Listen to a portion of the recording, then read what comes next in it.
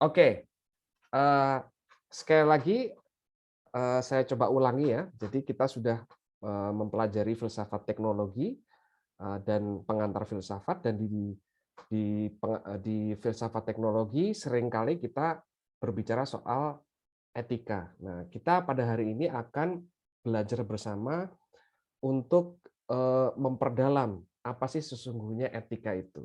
Kalau etika itu masuk pada ranah konsep baik dan buruk, lantas apa sih baik itu? Apa itu buruk? Kan begitu. Oke. Sudah hadir bersama kita narasumber kita, yaitu Bapak Trio Kurniawan. Pak Trio ini adalah kawan saya, sahabat saya di kampus dulu. Kita sama-sama berjuang ya. Cuman Ya, Mas Anto. Pak Trio ini karirnya sudah melonjak tinggi kalau dibandingkan dengan saya ini. Pak Trio ini alumni dari Sekolah Tinggi Filsafat dan Teologi di Malang sini, Widya Sasana Malang. Beliau sekarang ini menjadi dosen filsafat di Sekolah Tinggi Keguruan dan Dan Ilmu ilmu Pendidikan pendidikan. Pamane Talino di Kalimantan Barat ya. Masih aktif di sana ya, Pak ya? Masih Mas Anto. Oke. Dan beliau kebetulan ini juga menjabat sebagai, terakhir kali saya berinteraksi dengan Pak Trio. Pak Trio ini masih menjabat sebagai wakil ketua 1 ya bidang akademik. Sekarang masih ya? Masih Masih menjabat ya? Mas Anto. Waduh, makanya sibuk sekali nih. Kami sangat senang sekali di tengah kesibukan Pak Trio bisa meluangkan waktunya untuk berbagi pengetahuan, berbagi pengalaman dengan kita semua di sini. Dan Pak Trio ini juga seorang pendiri, inisiator dari komunitas Betang Filsafat. Jadi sebuah komunitas perkumpulan anak muda gitu yang mencoba untuk mempelajari bidang-bidang filsafat gitu. Oke, karya-karya beliau tentu saja banyak tulisan-tulisannya di media-media sosial. Beliau juga sudah menerbitkan buku ya. Buku pertamanya adalah Filsafat Pendidikan Demokratis Deliberatif dari Jürgen Habermas untuk pendidikan Indonesia. Jadi fokus dari Pak Trio ini adalah bidang pendidikan ya, fokus keahliannya di bidang filsafat pendidikan. Nah, cuman pada hari ini Pak Trio kami ingin belajar mengenai filsafat etika, karena saya secara pribadi juga tahu juga Pak Trio seringkali memberikan materi-materi tentang etika ya dari berbagai tokoh gitu. Nah, saya yakin kami akan bisa banyak belajar dari Pak Trio terkait dengan etika ini. Oke, Pak Trio, saya berikan waktu dan tempatnya untuk bisa kita dengarkan dan kita pelajari. Terima kasih Mas Antono. Terima kasih juga untuk teman-teman dari Macung yang beri kesempatan ke saya. Pertama, yang harus kalian ketahui Mas Antono ini senior saya dan dia tahu lebih banyak dari saya. Ya enggak lah Saya ya. ya, eh, pertama terima kasih untuk kesempatan bagi saya untuk share gagasan tentang filsafat etika. Nah, biar ini saya berikan pembatasan dulu biar kita nggak terlalu jauh. Pertama, saya akan membahas filsafat etika dan konteksnya dengan modernitas karena tema itu diberikan kepada saya. Tapi kemudian yang ingin saya katakan juga adalah kalau teman-teman berharap bahwa saya akan membahas etika dengan sangat dalam, artinya gagasan per gagasan, konsep ke konsep, lalu kemudian dari filsuf A ke filsuf Z gitu, tentu saya tidak akan sampai ke situ. Karena apa? Dalam waktu 2 jam tidak mungkin membahas etika sedalam itu, seluas itu nggak mungkin. Tetapi saya memilih untuk kita sama-sama di sesi pagi ini belajar tentang satu konsep etika. Artinya ada konsep etika lain, yang bisa teman-teman pelajari juga kalau teman-teman mau. Hari ini sekali lagi saya hanya berbagi tentang satu konsep etika yang akan kita diskusikan bersama-sama. Saya izin untuk sharekan presentasi saya. Oh ya, saya belum jadikan co-host ya. Sebentar. Oh, Sudah. bisa ya, bisa ya.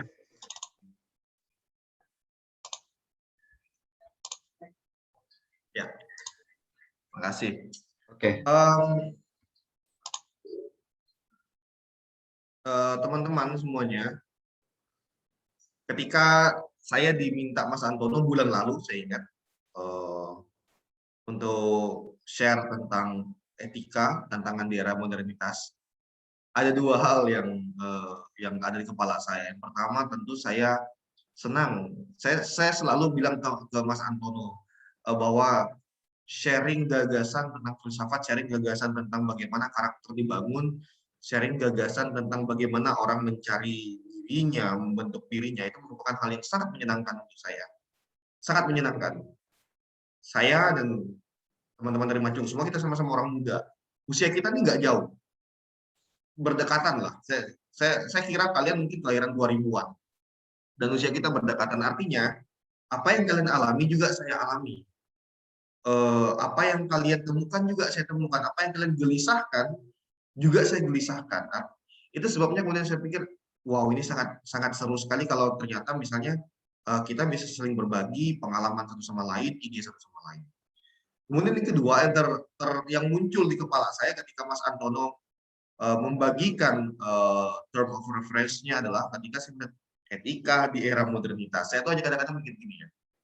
Di kampus saya ini, di mana saya mengajar, kami di setiap waktu 2018-2019, saya pertama kali bergabung ke sini, saya minta dengan kampus supaya kurikulum direvisi. Nah, salah satu ide dari revisi kurikulum itu adalah menempatkan di setiap semester itu ada satu mata kuliah dengan karakter filsafat atau teologi. Artinya di setiap semester 1-8 pasti ada mata kuliah filsafat atau teologi. Salah satu mata kuliah yang dipelajari di kampus ini juga adalah mata kuliah moral dan etika. Ini dipelajari dengan sebagai mata kuliah wajib 2 SKS di sini. Saya menemukan bahwa pembelajaran tentang moral dan etika di kampus ini dalam dunia sekarang ternyata tampaknya tidak menjadi begitu mudah. Apa artinya tidak menjadi begitu mudah? Zaman sekarang orang ngomong moral dan etika itu rasa-rasanya kalau saya dengarkan dalam perbincangan dengan teman-teman yang mahasiswa dan lain-lain, maksudnya perbincangan tentang moral dan etika itu perbincangan untuk hal yang sangat naif sekali. Lalu kemudian datang undangan dari Mas Antono untuk berbicara tentang etika di situasi sekarang. Saya kayak tersadar, oh enggak, ini bukan hal yang naif. Masih banyak orang yang care dengan nilai, dengan etika, dengan norma. Makanya kemudian oke, ini awal yang bagus, ini awal yang keren juga untuk share tentang konsep-konsep etika, share tentang gagasan etika ke teman-teman yang juga sama-sama belajar masih mahasiswa sekarang.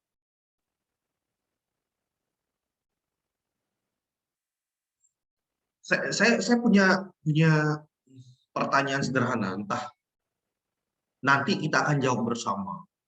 Di tengah modernitas, masihkah etika diperlukan? Maksudnya, masih diperlukankah etika di tengah modernitas ini?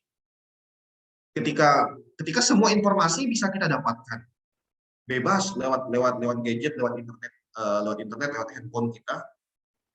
Ketika semua dasar pertimbangan itu bisa kita terima dengan mudah. Dulu, zaman dulu, kalau kita belajar sejarah, orang yang bisa memutuskan suatu perbuatan itu benar atau salah, baik atau buruk, pilihannya ada dua, yaitu hakim atau kelompok rohaniwan. Mengapa? Karena pada zaman dulu hanya mereka yang punya akses pada pada kebenaran dalam tanda kutip, karena buku-buku kan mereka punya dulu. Orang biasa kayak kita di abad-abad awal dulu tidak punya akses terhadap informasi, tidak punya akses terhadap pengetahuan. Makanya kita hanya berharap bahwa informasi tentang kebenaran, informasi tentang kebaikan, apa itu baik, apa itu buruk, dari mereka yang merupakan guru rohaniwan ataupun hakim yang belajar tentang itu. Di situasi saat ini, teman-teman, kamu, saya, itu bisa tahu, bisa mendapat informasi apapun dengan mudah. Lalu kemudian, dengan informasi yang kita dapat memilah-milah apakah sesuatu ini benar atau salah, apakah sesuatu ini baik atau buruk. Tetapi uniknya di situasi sekarang, kebaikan dan keburukan itu nampaknya berbeda. Apa yang menurutmu baik belum tentu menurutku baik. Apa yang menurutmu buruk belum tentu menurutku buruk. Sehingga di zaman sekarang orang-orang mulai bertanya, loh kalau misalnya semua orang bisa mengklaim kebenaran, semua orang bisa mengklaim kebaikan, ada nggak kebaikan yang apa ya, yang menjadi pegangan bersama? Ada nggak kebaikan yang menjadi fondasi hidup bersama? Atau di pertanyaan yang lebih ekstrim seperti saya bilang tadi, di tengah situasi di mana kita bisa menilai baik buruk itu sendiri, masihkah etika dalam artian pegangan hidup bersama yang diperlukan?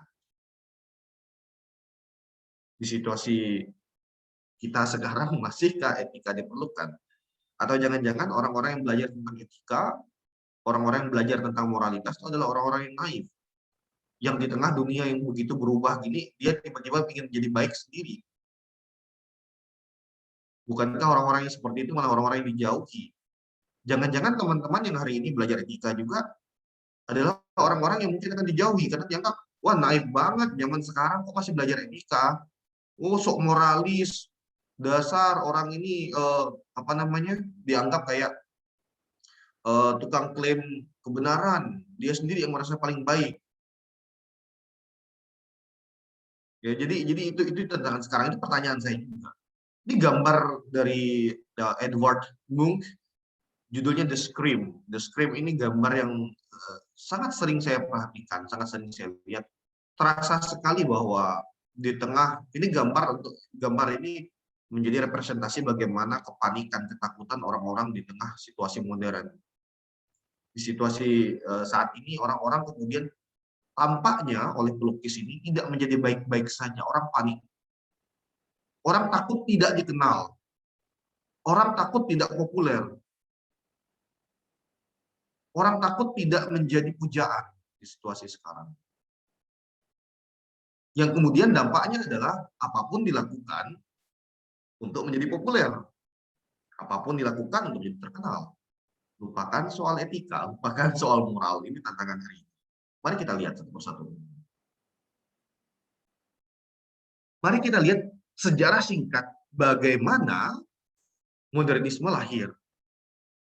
Kita lihat dulu. Jadi sebelum kita melihat jadi untuk merefleksikan situasi kita hari ini, ayo kita lihat bagaimana modernisme kemudian lahir. Dari apa sih akarnya? Apa yang menyebabkan modernisme lahir?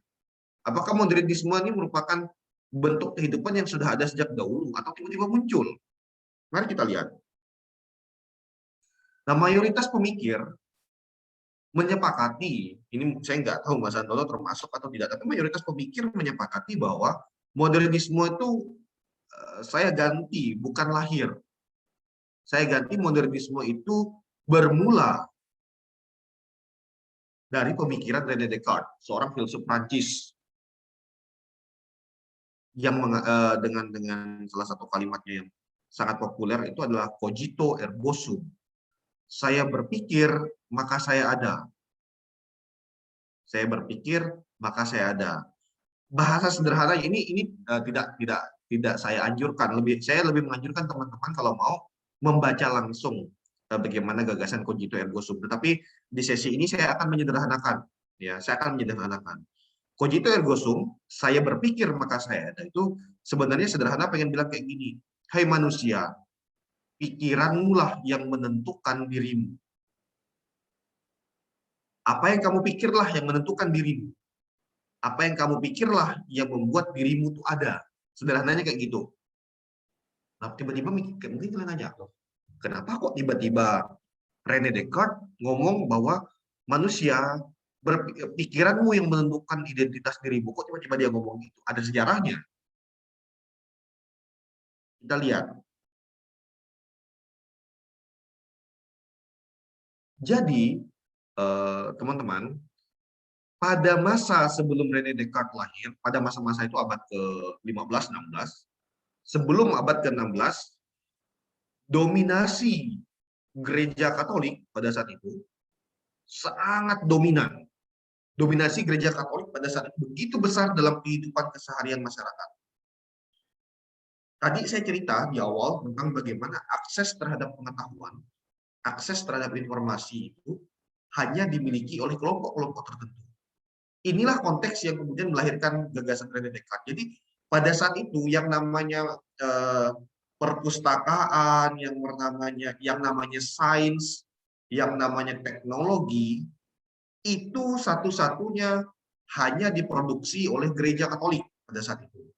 Ini sejarah yang semua orang tahu, dan kalian bisa cek lah di internet. Pada saat itu sekali lagi, akses terhadap pengetahuan hanya dimiliki oleh gereja dan kelompok-kelompok elit.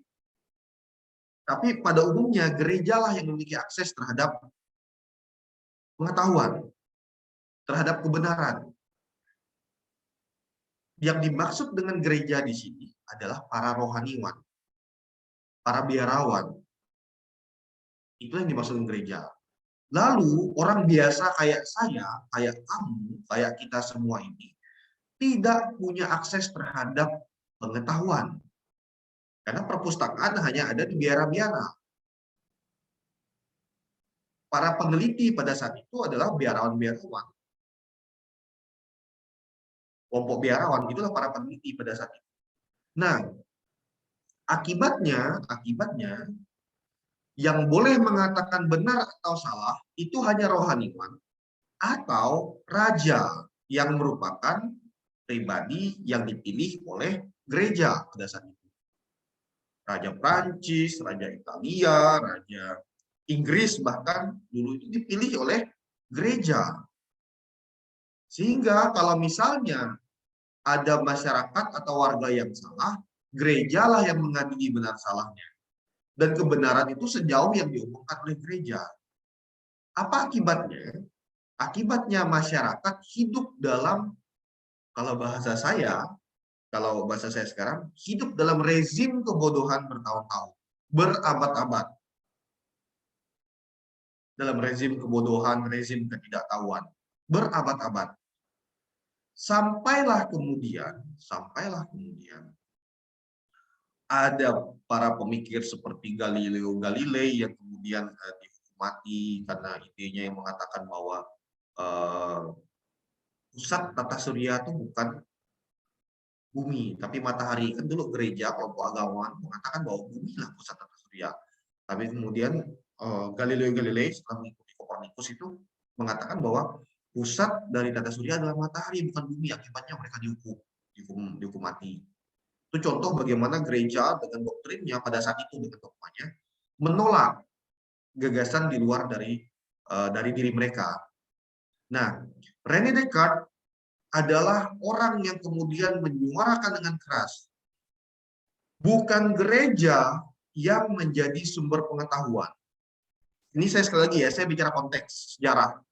Bukan gereja yang menjadi sumber pengetahuan. Sumber dari pengetahuan adalah akal budi manusia sendiri. Sumber dari kebenaran adalah rasionalitas. Makanya dia bilang, cogito ergo sum, saya berpikir maka saya ada.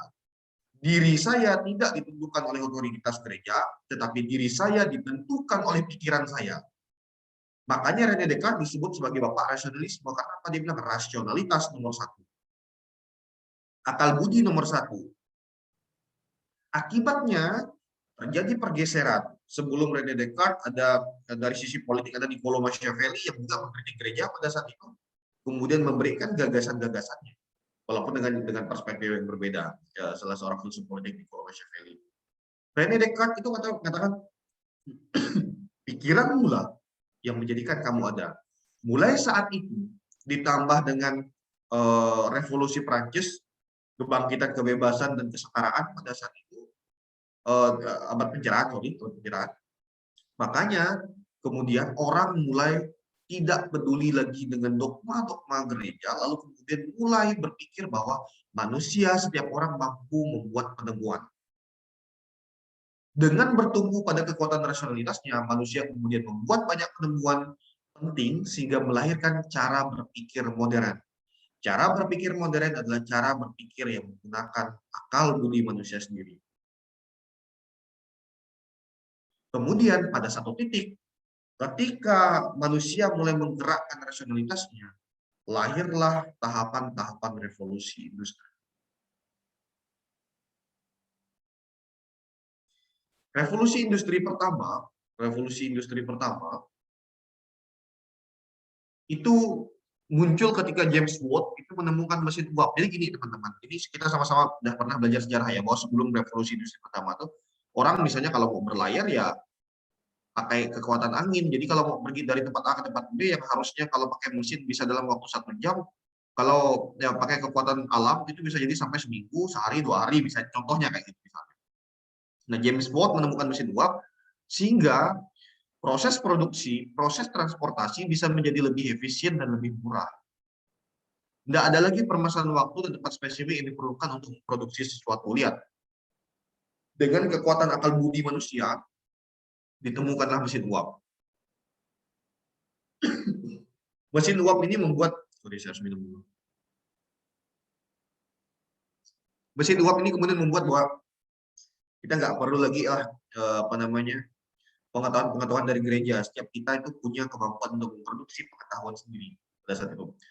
Ditemukan mesin uap, kemudian pabrik-pabrik mulai dibangun pada saat itu dengan mesin uap. Proses produksi lebih murah, lebih efektif. Nih kalian para calon pebisnis nih mulai sadar bahwa dari dulu orang sudah memikirkan bagaimana proses produksi itu harus efektif dan lebih murah sehingga keuntungan yang didapatkan lebih besar. Itu dari dulu sudah dipikirkan. Di revolusi industri kedua pada tahun 1913 diciptakan, orang mulai sadar. Dulu kan ketika revolusi industri pertama, kalau misalnya mau buat motor ya satu orang itu membuat satu motor sampai jadi, dari awal sampai jadi. Satu orang itu membuat satu mobil dari awal sampai jadi. Satu orang membuat satu baju dari awal sampai jadi. Pada saat revolusi industri pertama. Nah, di revolusi industri kedua orang mulai melihat bahwa ini nggak efektif. Harus dipangkas cara kerjanya. Makanya kemudian satu kelompok itu hanya memproduksi satu bagian dari misalnya produk. Ada yang kalau motor ada yang hanya produksi ban, ada yang hanya produksi misalnya rem, ada yang hanya produksi misalnya jok motor, ada yang hanya produksi soal badan motor atau rangka motor, hanya bagian-bagian saja. Nanti ada bagian akhir yang merakit seluruhnya. Ada bagian akhir yang merakit seluruhnya. Nah, ini disebut dengan assembly line. Jadi masing-masing departemen memproduksi hanya satu bagian-bagian nanti di ujung dirakit bersama. Dulu orang kalau membuat motor ya dari awal sampai akhir dia sendiri, tapi kemudian dipecah-pecah. Nah, tidak ada lagi satu orang menyelesaikan satu bagian dari awal sampai akhir. Para mekanik ini, para tukang diorganisir menjadi spesialis. Dia hanya fokus pada satu bagian saja. Dia hanya kalau pakar ban ya pakar ban, pakar rem ya pakar rem, pakar rangka mesin ya rangka mesin, pakar pakar pembuatan kain ya pembuatan kain, pakar pembuatan baju ya pembuatan baju, pakar untuk desain pakainya sendiri.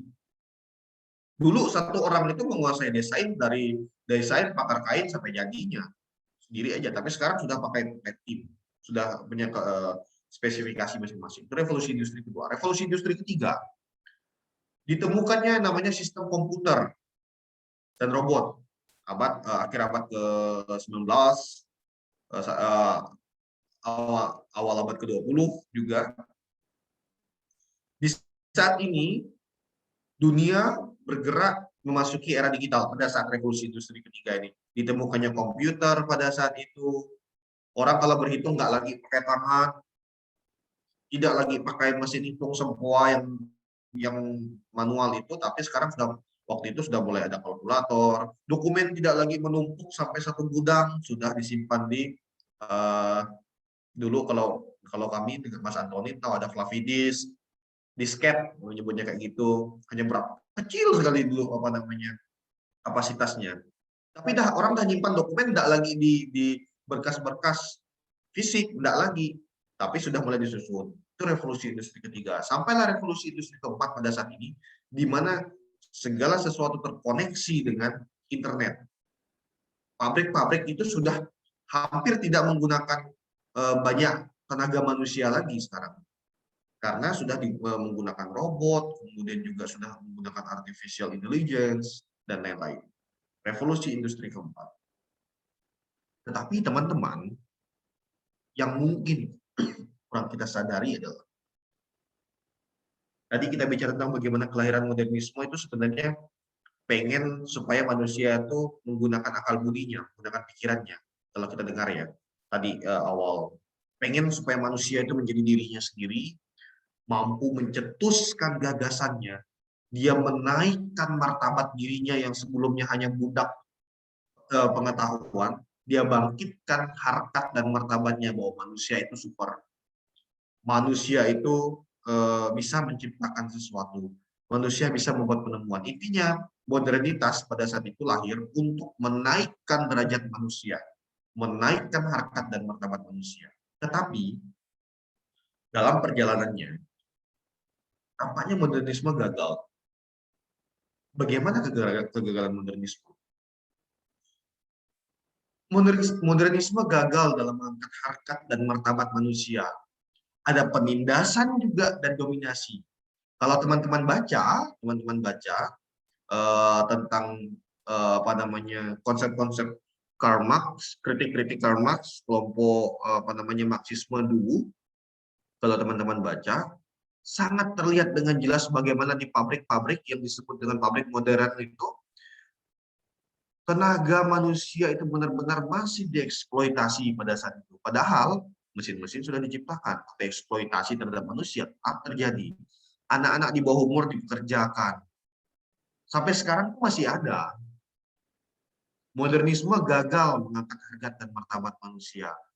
Namanya buruh-buruh di pabrik itu benar-benar diperlakukan sangat tidak manusiawi. Sampai sekarang itu masih ada juga. Gagal sepertinya dalam mengangkat harkat dan martabat manusia. Berikutnya, karena modernitas, karena ditemukannya mesin-mesin tadi, terjadi peperangan di mana-mana. Dulu, kalau misalnya dari Pulau Kalimantan ke Pulau Jawa, misalnya, atau Pulau Jawa Pulau Kalimantan, perlu waktu sebulan misalnya. Sekarang, untuk dari Pulau Jawa ke Pulau Kalimantan, pakai pesawat itu hanya 1 jam 10 menit. Kapal paling 2 hari, udah nyampai. Makanya, sangat mudah kemudian kalau di Kalimantan itu ada sumber daya alam yang sangat bagus, sumber daya alam yang sangat berharga, itu dengan mudah kemudian diambil dan dipindahkan ke tempat lain untuk dijual. Atau dengan kata lain, daerah-daerah penghasil sumber daya alam itu kemudian dieksploitasi dengan mudah. Karena apa?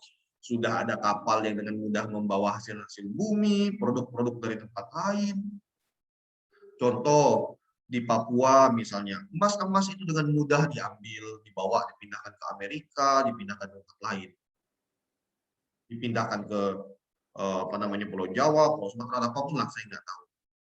Dengan mudah karena apa? Transportasinya begitu mudah dengan mesin. Dengan modernitas, ternyata eksploitasi terjadi. Dengan modernitas, penjajahan terjadi. Belanda menjajah Indonesia abad ke-17 itu terjadi karena apa? Karena kemudian kapal-kapal dengan mudah bepergian dari satu tempat ke tempat lainnya. Spanyol menjajah Belanda, Inggris menjajah Amerika, dan banyak lainnya. Peperangan terjadi, penjajahan terjadi di mana-mana. Modernitas yang harusnya mengangkat harkat dan martabat manusia kemudian ternyata menjatuhkan manusia pada jurang penjajahan. Nilai-nilai fundamental hancur. Nilai-nilai fundamental hancur artinya apa? Nilai-nilai dasar tentang kebaikan, tentang itu bersama yang dulu diperjuangkan dalam kajian-kajian moral etika itu, kemudian orang bingung nilai apa yang dipakai. Modernitas itu membuat orang merasa masing-masing benar. Kalau masing-masing orang benar, masing-masing merasa baik, kebaikan itu apa? Ada nggak kebaikan bersama yang bisa dipegang? Hancur nilai-nilai bersama. Akibatnya, kita bisa lihat nih, dalam dunia kita sekarang, semua orang hidup dengan caranya masing-masing. Tanpa mempedulikan sesamanya, tanpa mempedulikan masyarakatnya, tanpa mempedulikan sekitarnya. Hancur nilai-nilai hidup bersama. Pertanyaannya, kemudian apakah etika masih penting? Saya masih punya waktu berapa menit? Masih lama. Saya kira udah habis di waktu saya. Ya, oke. Pertanyaannya, apakah etika kemudian masih penting? Ketika semua kayak tadi saya bilang ya, ketika semua orang itu punya akses terhadap kebenaran, semua orang punya akses terhadap pengetahuan pada saat ini, lalu kemudian apakah etika masih penting, etika hidup bersama? Karena semua orang bisa menentukan kebenarannya. Semua orang bisa menentukan apa yang baik atau buruk bagi dirinya, tanpa dia harus memikirkan orang lain. Toh dia bisa dapat akses kan terhadap pengetahuan, terhadap kebenaran itu. Masih pentingkah ini? Atau jangan-jangan kegiatan obornya Mas Antono ini adalah kegiatan yang sia-sia mungkin. Untuk apa kita belajar etika? Jangan-jangan kita hanya menghabiskan waktu, menghabiskan kuota belajar etika. Karena toh kamu sendiri bisa cari kebenaran, saya bisa cari kebenaran sendiri. Kalian bisa mencari sendiri, menentukan sendiri, menentukan sendiri baik buruk bagi hidupmu. Tanpa memerlukan saya, tanpa memerlukan Mas Antono, kalian bisa melakukan itu sendiri. Semua sudah kita punya di internet. Semua sudah kita punya di media sosial. Is it important? Apakah ini penting untuk kita? Ini pertanyaan yang bisa menjadi refleksi kita bersama. Refleksi saya juga.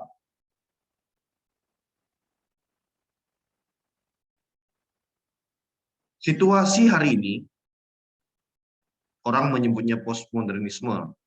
Tadi di judul disebut modernisme, tapi perdebatan apakah ini modernisme atau postmodernisme tidak akan saya berlakukan di sini. Tapi bagi saya, situasi hari ini, manusia itu tampaknya tidak memiliki pegangan sama sekali.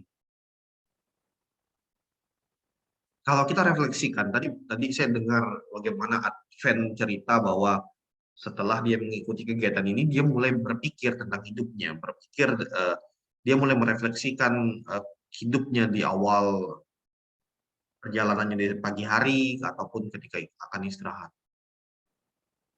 Kita mulai bertanya, kita ini punya pegangan nggak sih?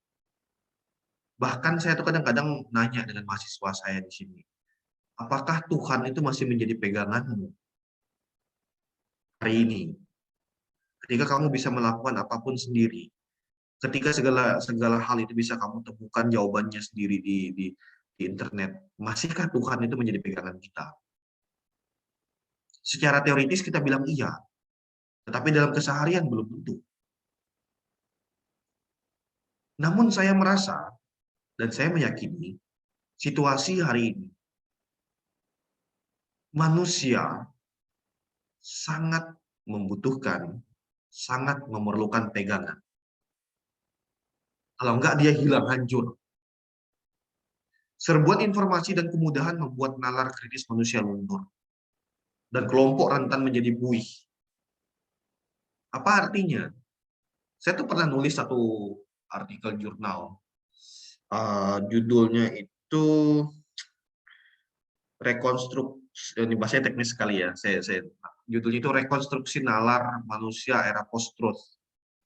Sederhananya, di artikel itu saya sebenarnya ingin bilang bahwa di zaman sekarang di mana ada serbuan informasi yang saya bilang semua orang bisa dapat akses terhadap informasi itu, ada bom informasi, semua orang bisa punya akses ke situ. Nampaknya semakin banyak informasi manusia terima dan itu bertubi-tubi setiap saat, setiap waktu, nampaknya itu menyebabkan nalar kritis manusia itu jadi luntur. Dulu ketika informasi itu hanya kita dapat dari koran, belum ada gadget waktu itu, dan buku, kita dengan mudah memilah-milah benar atau salah itu berdasarkan sumber informasi yang terbatas itu. Sekarang, segala macam informasi ada masuk ke kepala kita setiap hari, ada di genggaman kita setiap hari. Kita akhirnya ya sudahlah terima saja, malas nanya lagi. Toh udah dapat informasi. Tidak semua orang kemudian sekarang dengan segala macam informasi yang terima itu, tidak semua orang kemudian bertanya apakah ini benar, apakah ini salah, konteksnya apa sih informasi ini, berita ini dalam konteks apa sih. Nggak semua orang lagi kemudian dengan mudah menggunakan nalar kritisnya. Ya karena apa, setiap hari dibombardir dengan informasi, dibombardir dengan pengetahuan. Hari ini kita pakai gadget iPhone 9, besok sudah 10, kemudian lusa sudah 11. Perubahan perubahan desain HP itu berubah setiap saat tanpa kita bertanya, apakah kita perlu dengan barang yang berubah itu? Bagi kita nggak peduli lagi lah perlu tidak perlu. Ada barang baru beli, ada barang baru beli. Ada inovasi baru beli, ada inovasi ada gadget baru beli. Tanpa pernah kita berpikir apakah ini penting? Apakah ini relevan untuk kita? Terus barang-barang yang sudah kita punya sebelumnya itu untuk apa? Yang ingin saya katakan adalah situasi sekarang itu membuat kita tuh malas berpikir lama, malas berefleksi. Ngapain habiskan waktu untuk mikir? Segala sudah tersedia, tinggal pakai dong. Semua berpikir seperti itu. Dan kelompok rentan menjadi buih. Apa artinya kelompok rentan menjadi buih? Ketika kita tidak menggunakan nalar kritis kita, akibatnya kita tuh hanya lebih banyak ngomong. Kita hanya lebih banyak berkomentar. Kita berbicara banyak, hilang, terus kemudian hilang. Berbicara banyak, kemudian hilang. Kayak buih. Besar, kayak buih itu kalau kalian lihat nyuci pakai deterjen, kelihatan besar tapi kosong. Kelihatan banyak, kelihatan kayak penuh, ember kena busa, tapi sebenarnya itu kosong. Kita rentan menjadi kelompok buih hari ini. Sangat rentan. Modernitas pun tampaknya tidak lagi mampu menjamin kebaikan bersama. Karena semua orang hidup dengan cara pikirnya masing-masing. Sejauh ini menguntungkan saya, mas saya ninjak kepala orang mah oke-oke aja. Lihat yang terjadi di Merauke hari kemarin. Ketika orang merasa bahwa ada satu daerah yang lebih maju dan daerah lain lebih terbelakang, dengan mudah kemudian menindas orang di tempat yang lebih terbelakang.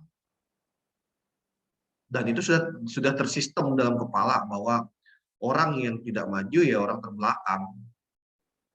Hanya karena dia tidak menggunakan baju mungkin dianggap bahwa sebagai orang terbelakang.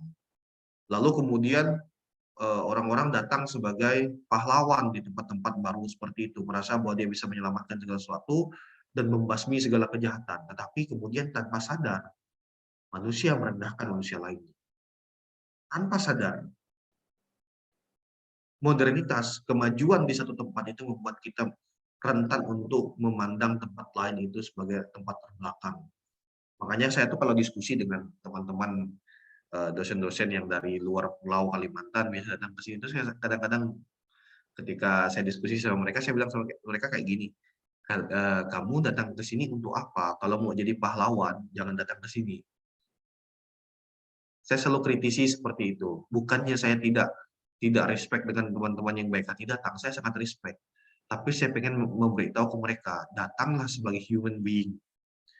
Datanglah sebagai sesama manusia. Bukan seperti superhero yang kemudian pengen menyelamatkan orang-orang tertindas. It's okay, kita pengen menyelesaikan banyak masalah. Tapi dengan menjadikan diri kita seperti superhero, tampaknya kita tidak berlaku adil terhadap orang lain semenjak dalam pikiran kita. Nah, modernitas pun tampaknya tidak lagi mampu menjamin kebaikan bersama. Tetap ada kelompok yang disingkirkan. Akibatnya, manusia hari ini kembali haus untuk menjadi manusia yang utuh dan mendalam. Ketika kita tidak kering dengan segala macam yang terjadi di sekitar kita, bosan dengan segala macam peperangan, perkelahian, permusuhan, konflik, kita haus untuk menjadi manusia yang utuh.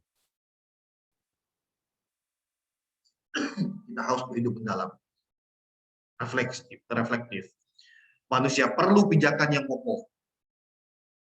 Makanya kalau kalian lihat, teman-teman, di kota-kota besar, kalian di Malang sekarang, kota besar, kalian akan lihat bahwa semakin banyak orang pada hari ini kembali melihat, tampaknya ini menjadi semacam tren saat ini ya. Banyak orang kembali melihat bahwa agama, bahwa mungkin kelompok sosial itu menjadi tempat yang penting di mana manusia kemudian bisa menemukan dirinya.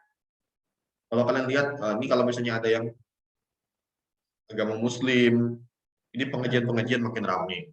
Agama Kristen, Katolik, ibadah, kemudian puji-pujian, itu makin ramai. Itu udah juga sama. Makin ramai orang sekarang. Kenapa? Tampaknya setelah segala macam yang terjadi pada modernitas, orang kembali bertanya, apa yang terpenting dalam hidup saya? Manusia perlu pijakan kokoh. Nah, etika hadir kembali sebagai pijakan bagi tata hidup bersama. Relativitas itu artinya apa yang benar, belum tentu benar tadi itu. Relativitas moral ternyata tidak menjamin kebaikan bagi hidup bersama. Manusia kemudian dengan relativitas itu, manusia berjauhan dan kemudian menemukan kekosongan.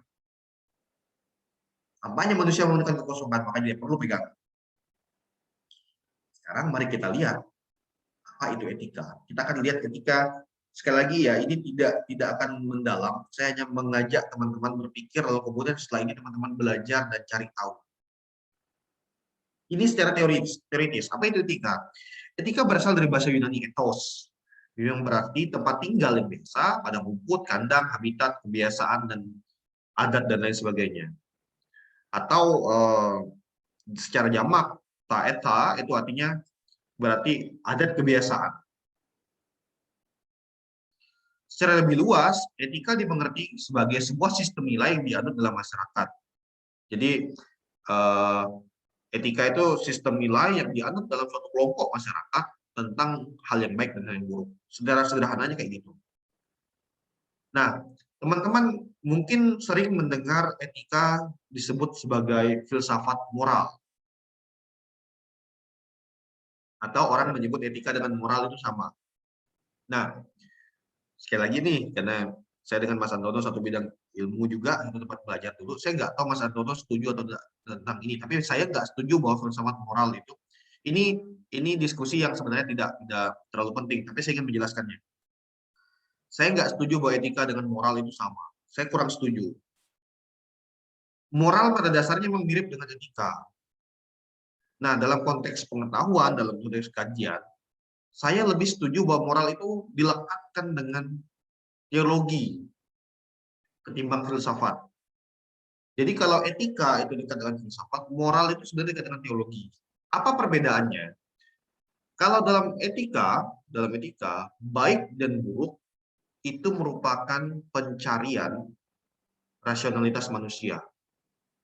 Saya ulangi lagi, dalam konteks etika, baik dan buruk adalah pencarian akal budi manusia. Sementara dalam moral, baik dan buruk adalah sejauh bagaimana yang Maha Kuasa bersabda. Jadi kalau Tuhanmu mengatakan itu baik, maka kamu akan mengikuti itu sebagai hal yang baik. Itulah tanggung jawab moralmu. Tetapi kalau Tuhanmu mengatakan itu buruk, maka itu buruk.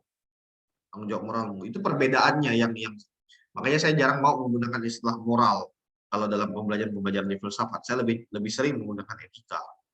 Tapi kadang-kadang orang-orang campur-campur aja menggunakan itu. Etiket itu berbeda dengan etika.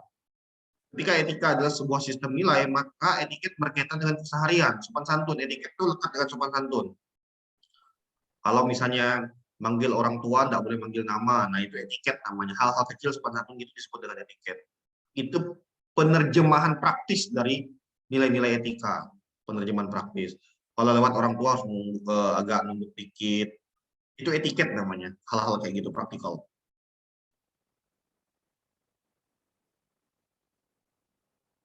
Oke, next. Nah, bagaimana sejarah kajian tentang etika? Ini saya baca dulu nih kutipan tentang Socrates di buku Akademika.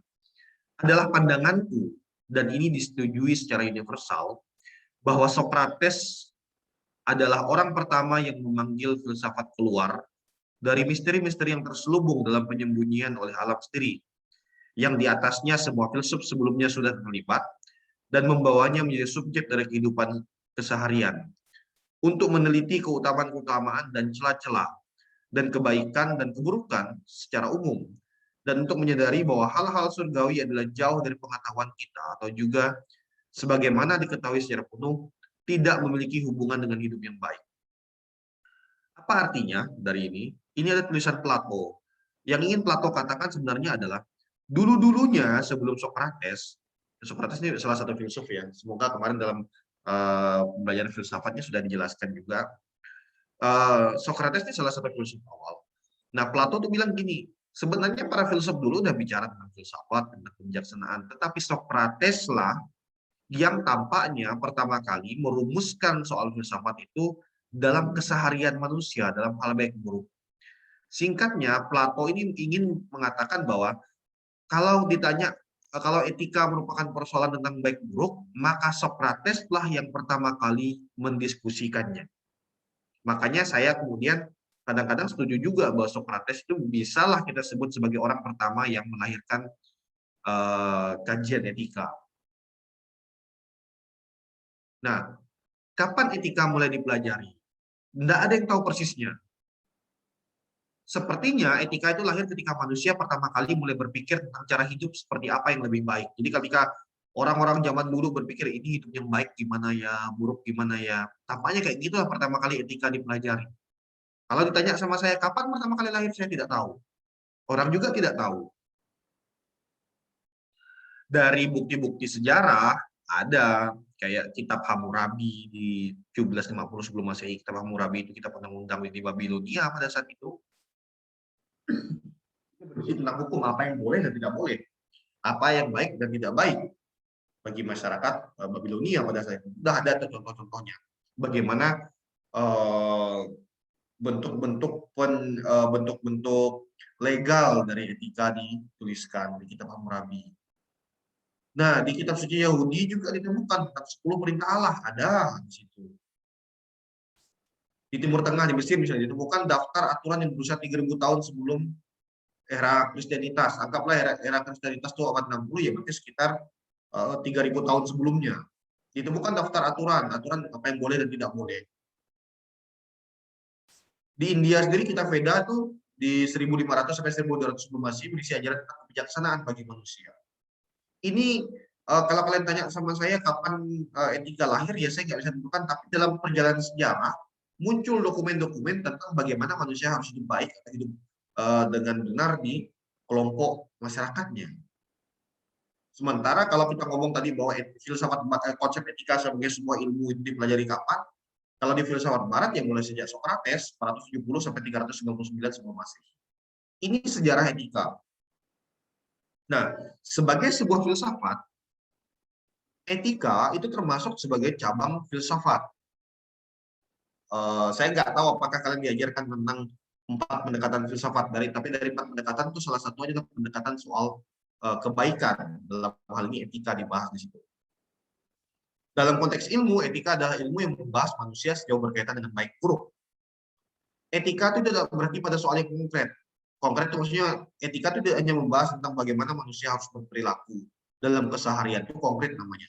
Tetapi etika juga bertanya, etika itu merefleksikan apa yang boleh dan apa yang tidak boleh. Dia berefleksi, dia menggunakan akal budinya, seperti yang saya katakan di awal tadi. Etika itu tidak menyajikan tentang resep bagaimana kamu harus hidup baik. Enggak. Etika tidak menyajikan resep. Bahwa kalau kamu mau hidup baik, resep ini enggak sesimpel itu, walaupun ada dibahas. Tapi etika tidak diterjemahkan sebagai, tadi saya bilang resep hidup baik itu enggak. Etika itu menawarkan refleksi tentang tema-tema yang menyangkut perilaku manusia. Ada tema-tema kebebasan, keadilan, tanggung jawab, nilai norma, hak, kewajiban, keutamaan, itu lengkap dibahas dalam etika. Jadi kalau teman-teman belajar etika, kita belajar tentang tema-tema itu. Kebebasan itu apa sih? Adakah manusia yang bebas?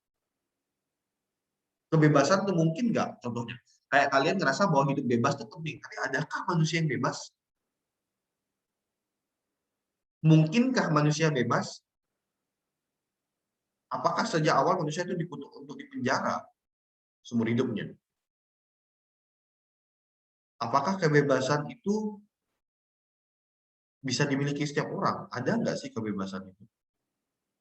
Kalau kamu bebas, harusnya kamu bisa memilih waktu kamu lahir laki-laki atau perempuan. Kalau kamu bebas, kamu mungkin bisa milih waktu kamu lahir, kamu pengen rambutmu hitam atau coklat. Tapi faktanya kita tidak bisa bebas 100%. Dalam beberapa bagian kita terbatas. Lalu pertanyaannya, apakah kebebasan itu ada? Contoh, itu cara refleksi di etika ya, salah satu contohnya. Nah, mengapa belajar etika? Mengapa kita perlu? Nah, manusia hidup dalam sebuah sistem sosial yang sangat kompleks. Sistem sosial kita sangat kompleks. Kamu hidup di keluargamu, lalu punya teman, punya kelompok masyarakat, punya kampus, punya kelompok komunitas sosial lagi, ada punya komunitas spiritual di tempat kamu beribadah. Nah, manusia itu perlu belajar konsep-konsep etika agar dapat hidup bersama. Supaya kamu tuh bisa hidup sama-sama dengan orang lain. Supaya kita bisa hidup sama-sama dengan orang lain. Makanya kita perlu belajar etika. Etika membawa manusia untuk dapat bersosialisasi tapi secara rasional. Dengan menggunakan akal budi, sosialisasi ini. Beragaman konsep etika membuat manusia sadar bahwa cara manusia berelasi juga beragam. Itu sebabnya kita perlu belajar etika. Kita perlu untuk hidup bersama. Nggak mungkin kita bisa hidup sendiri. Pandemi COVID-19 yang mengatakan manusia harus menjaga jarak, manusia harus menghindari kerumunan, itu tidak mengatakan bahwa manusia kemudian tidak memerlukan satu sama lain. Sejauh apapun manusia menjaga jaraknya, dia tetap memerlukan orang lain. Manusia tetap memerlukan hidup bersama. Disitulah etika kemudian menjadi sangat penting. Jadi di tengah era modern seperti sekarang pun, ya kita tetap perlu etika, karena kita masih hidup bersama, kita nggak hidup sendiri.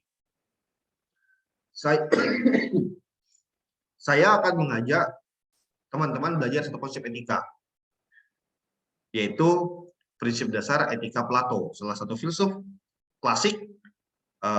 Dia 3 filsuf, ya, termasuk dalam 3 guru besar filsafat awal. Ada Socrates, ada Plato, ada Aristoteles. Kita akan belajar tentang prinsip dasar etika Plato. Ini sangat umum sekali, sangat umum sekali.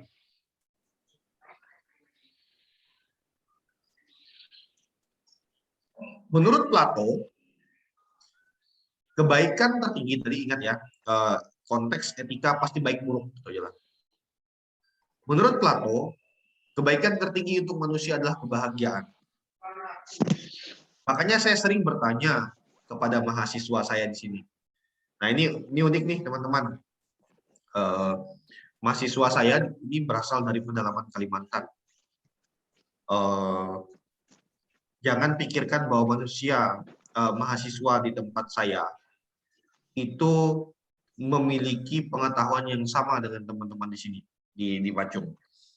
Ada mahasiswa saya yang baru pertama kali nyentuh komputer, dalam artian menggunakan komputer itu ya pada saat kuliah. Ada tuh. Tidak tahu mengoperasikan komputer tuh ada mahasiswa saya. Yang tidak tahu bagaimana caranya mempresentasikan gagasannya dengan menggunakan PowerPoint itu ada. Masih ada dulu di tahun 2018 itu, mahasiswa saya yang masuk kuliah tidak bisa baca. Masih ada. Sampai hari ini juga saya kira masih ada. Tetapi ketika saya mengajar filsafat sama mereka, dan saya tanya apa yang mereka cari dalam hidup mereka, apa yang kalian cari dalam kehidupan kalian, apa yang kita cari dalam kehidupan kita, semua sepakat bahwa yang dicari pada prinsipnya adalah kebahagiaan. Eudaimonia kalau bahasanya Plato. Kita mencari kebahagiaan. Kebajikan atau perbuatan baik adalah tindakan yang lahir dari pengetahuan. Kebahagiaan itu menurut Plato pertama-tama adalah soal keadaan jiwa dan bentuk bertindak yang baik untuk kita menyusun setiap tindakan kita. Kebahagiaan itu lahir dari tindakan-tindakan baik. Ya, kebahagiaan itu lahir dari tindakan-tindakan baik. Sejauh kita bertindak baik, sejauh itulah kita bahagia. Sejauh kita bertindak buruk, sejauh itu juga kita tidak bahagia. Sederhananya kayak gitu. Kalau kita mau bahagia, kalau konsep itu, berbuatlah baik, bertindaklah baik. Untuk bertindak baik, manusia harus punya yang namanya keutamaan. Jadi saya ulangi lagi, Plato mengajarkan bahwa hidup manusia itu mencari kebahagiaan. Di sepanjang hidupnya dia mencari kebahagiaan. Untuk sampai pada kebahagiaan, setiap manusia harus bertindak baik. Nah, pertanyaannya bagaimana cara bertindak baik? Jawaban Plato, untuk bertindak baik, manusia harus punya keutamaan. Arete, bahasa Yunani. Harus punya keutamaan. Nah, sebelum kita lihat keutamaan-keutamaan Plato, kita lihat bagaimana Plato membagi jiwa manusia. Jadi Plato tuh memisahkan dua nih, tubuh dengan jiwa. Bagi dia tubuh itu kayak apa ya? Sesuatu yang jahat, tidak berguna. Jiwa manusia itu baik, kata Plato. Jiwa manusia itu baik sebenarnya. Tetapi ketika jiwa manusia menempel pada tubuh, jiwa manusia kemudian menjadi corrupt. Dia rusak pada ada tubuh. Makanya jiwa manusia yang utuh itu kemudian jadi sangat pengen makan banyak, kemudian pengen menyenangkan tubuh, yaitu membuat jiwa terusak karena dia gabung dengan tubuh.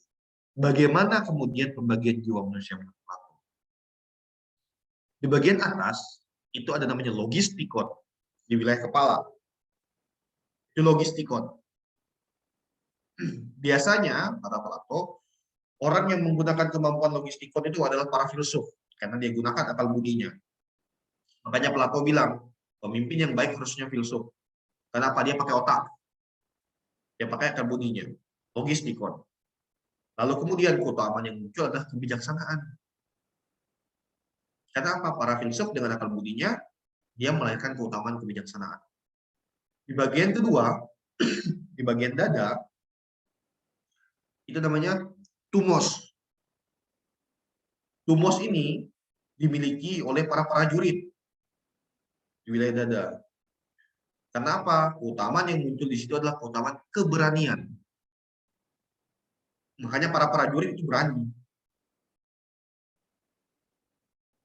Dia nggak takut mati. Keutamaan para prajurit itu keberanian. Dan ketiga, di wilayah perut, ada namanya epitumea. Itu dimiliki oleh para pedagang. Karena apa? Keutamaan yang muncul di situ adalah pengendalian diri. Di wilayah perut itu, yang muncul adalah nafsu. Segala macam nafsu yang buruk, nafsu yang kurang baik itu ada di wilayah perut kalau menurut Plato. Makanya kemudian keutamaan yang muncul harusnya adalah pengendalian diri. Ini 3 pembagian jiwa manusia.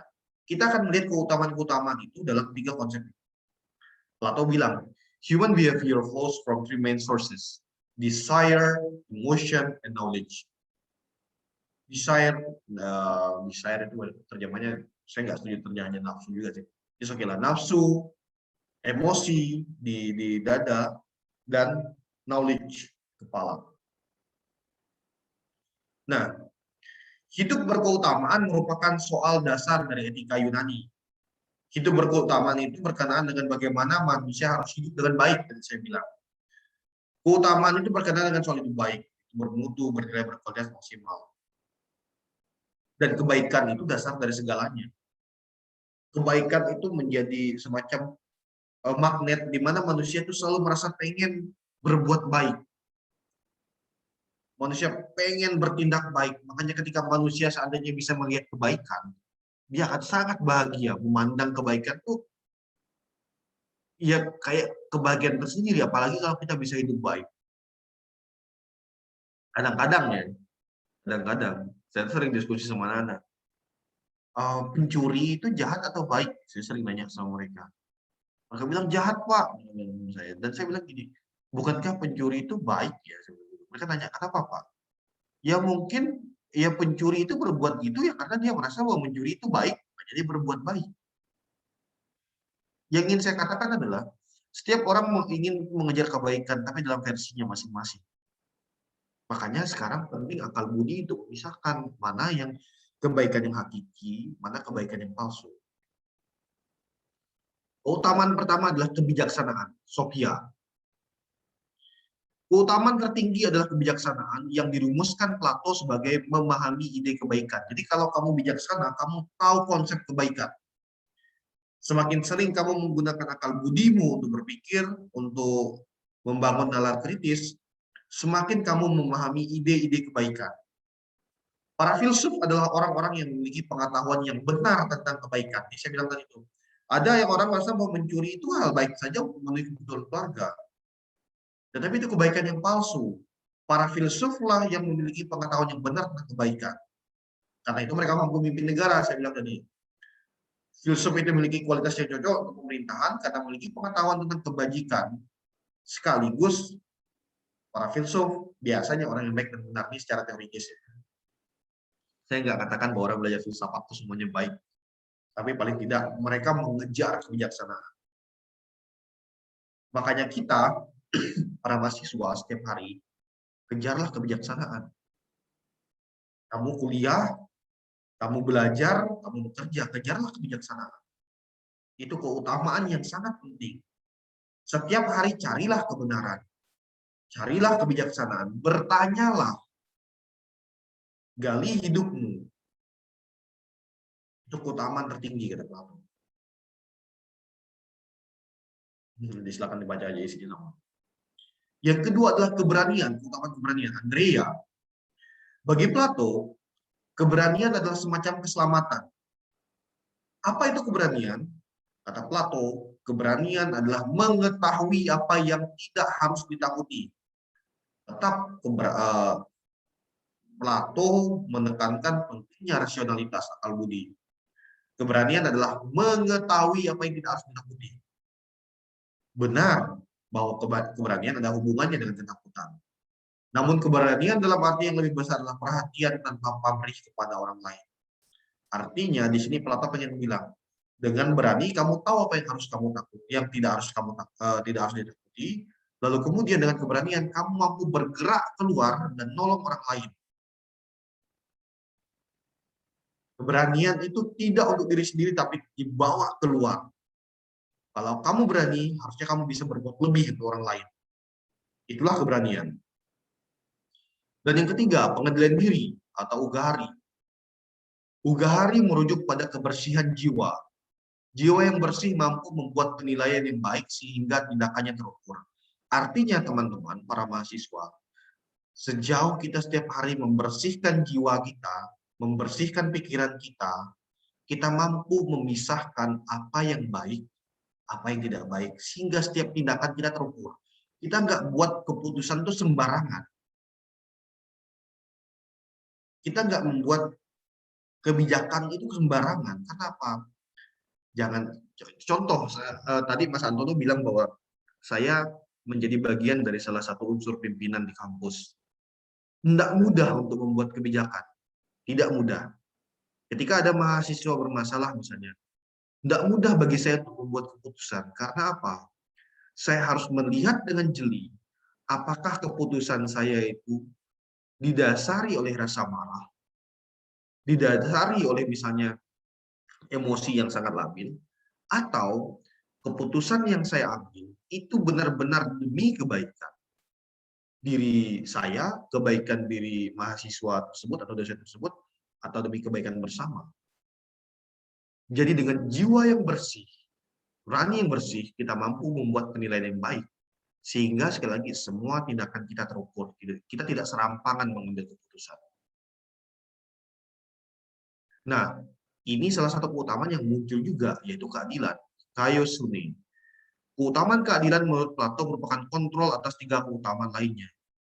Keadilan adalah penempatan yang proporsional antara logistikon, tumos, dan epitomia. Artinya, dalam bertindak, dalam berbuat, ketiga unsur ini antara kebijaksanaan, keberanian, dan pengadilan diri harus ditempatkan bersama-sama secara proporsional dengan tepat.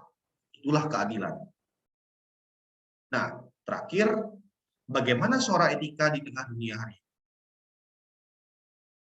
Sebagaimana penjelasan di atas, etika menjadi nadi dalam tindakan manusia hari. Etika masih menjadi tolak ukur untuk hidup bersama.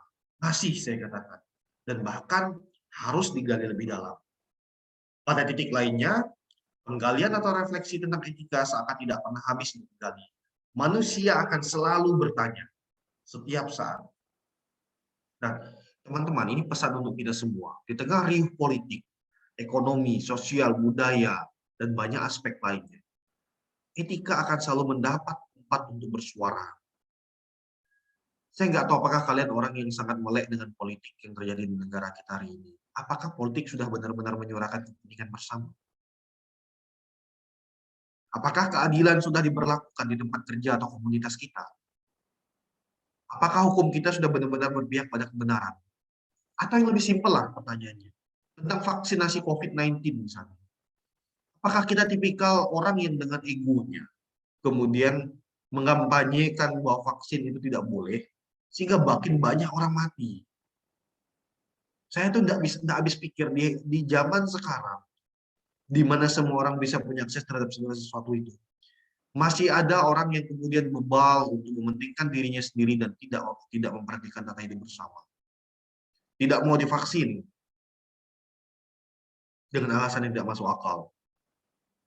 Saya membaca survei salah satu daerah di Indonesia kemarin, ada begitu banyak pelajar yang tidak mau divaksin. Itu mengerikan sekali. Orang muda dengan rasionalitasnya kemudian tidak mau membantu negara, tidak mau membantu hidup bersama. Mengerikan sekali. COVID-19 ini menjadi gambaran paling jelas masyarakat Indonesia. Apakah kita hidup bersama atau tidak, itu gambaran paling jelas yang tidak bisa kita bohongi. COVID-19 ini gambaran paling jelas betapa egoisnya kita dan tidak mau mementingkan hidup bersama. Kita egois, kita hidup sendiri. Masker disimpan, kemudian nanti dijual dengan harga mahal. Obat disimpan dan dijual dengan harga mahal. Tabung gas, egois sekali manusia Indonesia. Dan ini mengerikan. Masih adakah kebaikan di tengah orang-orang seperti ini? Tapi saya melihat bahwa justru sepertinya suara-suara kebaikan itu muncul dari pinggiran. Kepedulian terhadap hidup bersama itu muncul dari pinggiran. Saya menyaksikan sendiri di Kalimantan, di pedalaman Kalimantan ini, Kalimantan Barat, di Kabupaten Landa ini, orang-orang saling tolong satu sama lain di tengah pandemi ini. Nyaris saya tidak pernah menemukan orang kesusahan di sini ketika kena COVID. Mereka tolong satu sama lain, peduli satu sama lain. Tapi di tempat yang di mana modernitas itu berkuasa, manusia hidup sendiri. Dia nggak care dengan orang lain. Mungkin ini menjadi suara untuk kita juga, para mahasiswa. Suara untuk kamu juga.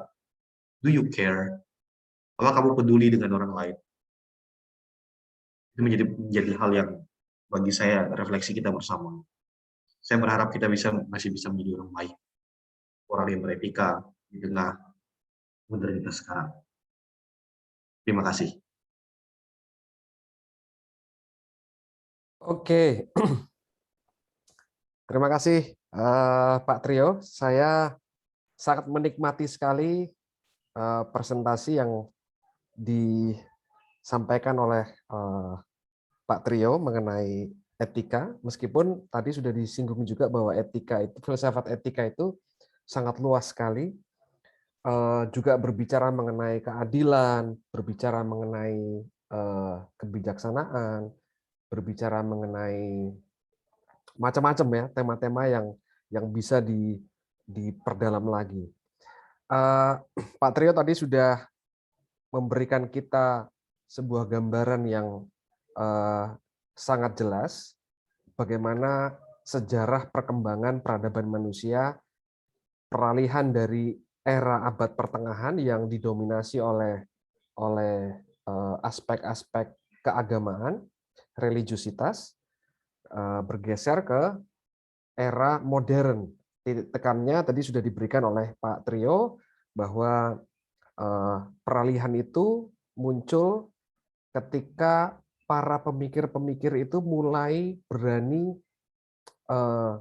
mencanangkan begitu ya kepada publik bahwa kekuatan akal budi, kekuatan rasionalitas manusia itu sangat penting dan bisa mengembangkan peradaban umat manusia. Dan terbukti tadi juga sudah diulas ada perkembangan revolusi mulai dari revolusi industri 1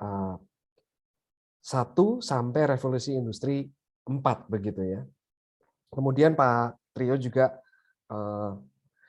menekankan bahwa etika itu berbeda dengan moral, dan saya juga setuju orang memang sering kali mencampur adukan antara moral dan etika.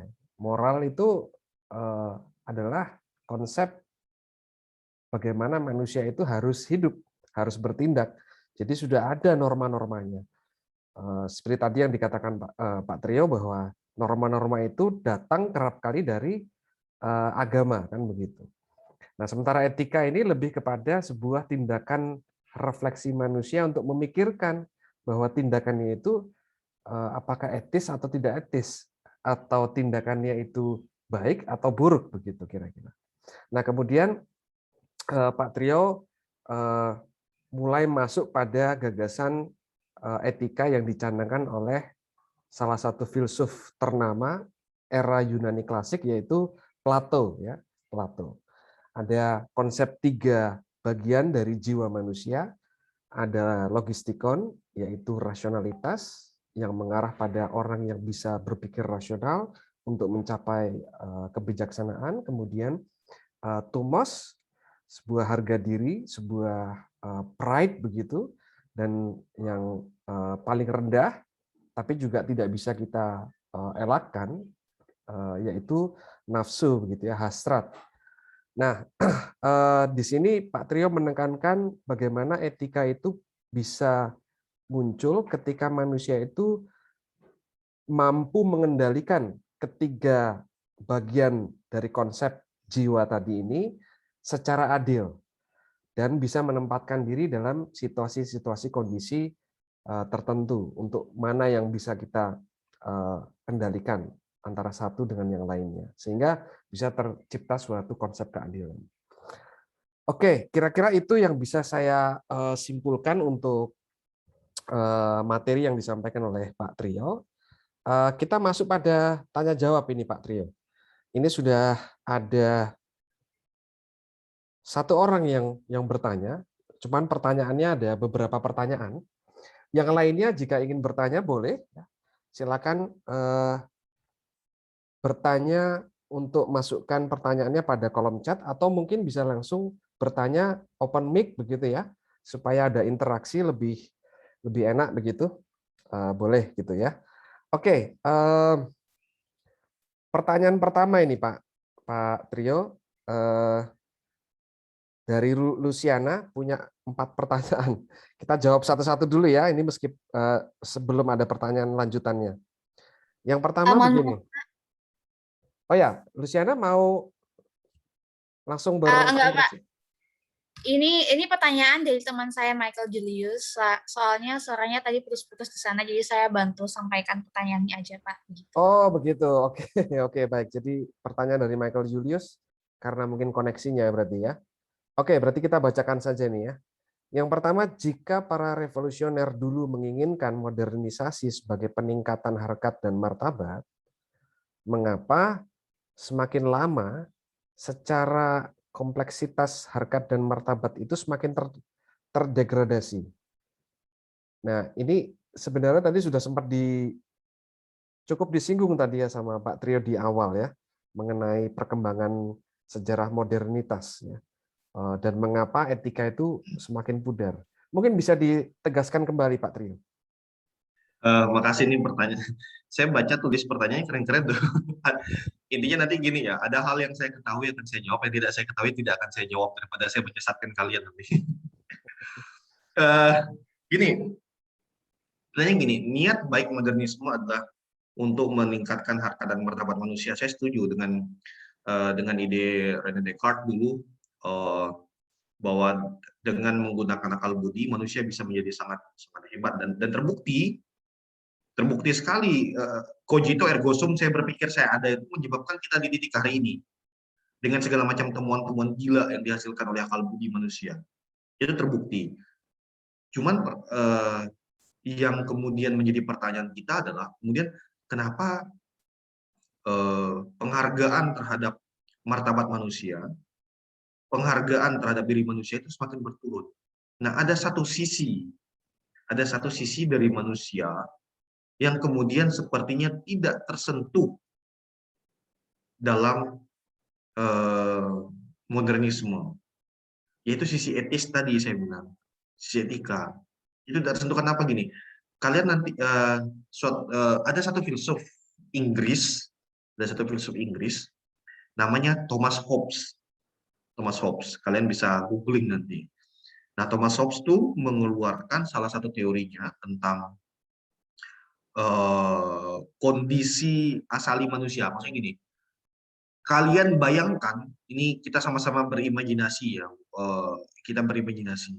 Thomas Hobbes tuh ngajak kita melihat, membayangkan satu hal ini. Kalian bayangkan sekarang di kepala kalian, situasi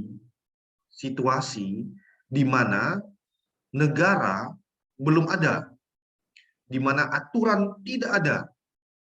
Kalian bayangkan aja dulu, anggaplah situasi itu ada. Anggaplah situasi itu ada di mana negara tidak ada, di mana aturan tidak ada. Itu kalian bayangkan dulu. Nah, Hobbes itu bilang, dalam situasi seperti itu, manusia, kata Hobbes, akan saling memburu satu dengan yang lainnya. Manusia akan memakan satu dengan yang lainnya. Karena apa? Tidak ada aturan, tidak ada negara, tidak ada yang melarang. Sumber makanan terbatas, sumber daya alam terbatas, manusia akan saling buru, saling makan. Terciptalah yang disebut dengan Homo homini lupus. Manusia adalah serigala bagi sesamanya, itu Thomas Hobbes yang ngomong. Dalam situasi seperti itu, kalian lihat betapa manusia dalam situasi yang terbatas sumber daya alam itu, dia saling makan, saling bunuh. Karena kalau dia tidak makan itu, dia mati. Pilihannya adalah membunuh atau dibunuh. Itu kalau dalam situasi yang seperti itu ya. Lalu kemudian yang kedua, ada pertanyaan juga tentang Hobbes itu. Apa yang menyebabkan manusia saling bunuh selain keterbatasan sumber daya alam tadi? Faktor kedua adalah faktor greedy, keserakahan. Faktor keserakahan. Itulah yang menyebabkan manusia saling bunuh.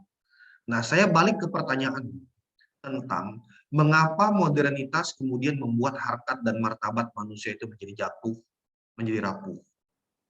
Jawabannya adalah benar bahwa kemudian manusia mengetahui banyak hal, tetapi setelah dia mengetahui banyak hal, setelah dia menemukan banyak hal, setelah dia bisa bepergian dari satu tempat ke tempat lainnya, greedy-nya muncul, serakahannya muncul.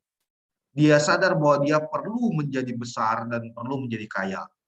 Dia sadar bahwa dia perlu untuk menimbun kekayaan.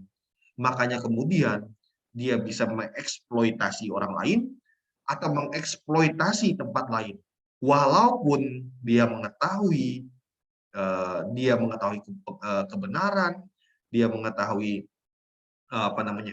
dia punya temuan-temuan yang sangat brilian, modernitas ini menawarkan teknologi yang gila-gilaan, tetapi kemudian greedy, keserakahan, kemudian juga nafsu untuk mengeksploitasi itu ada dalam diri manusia.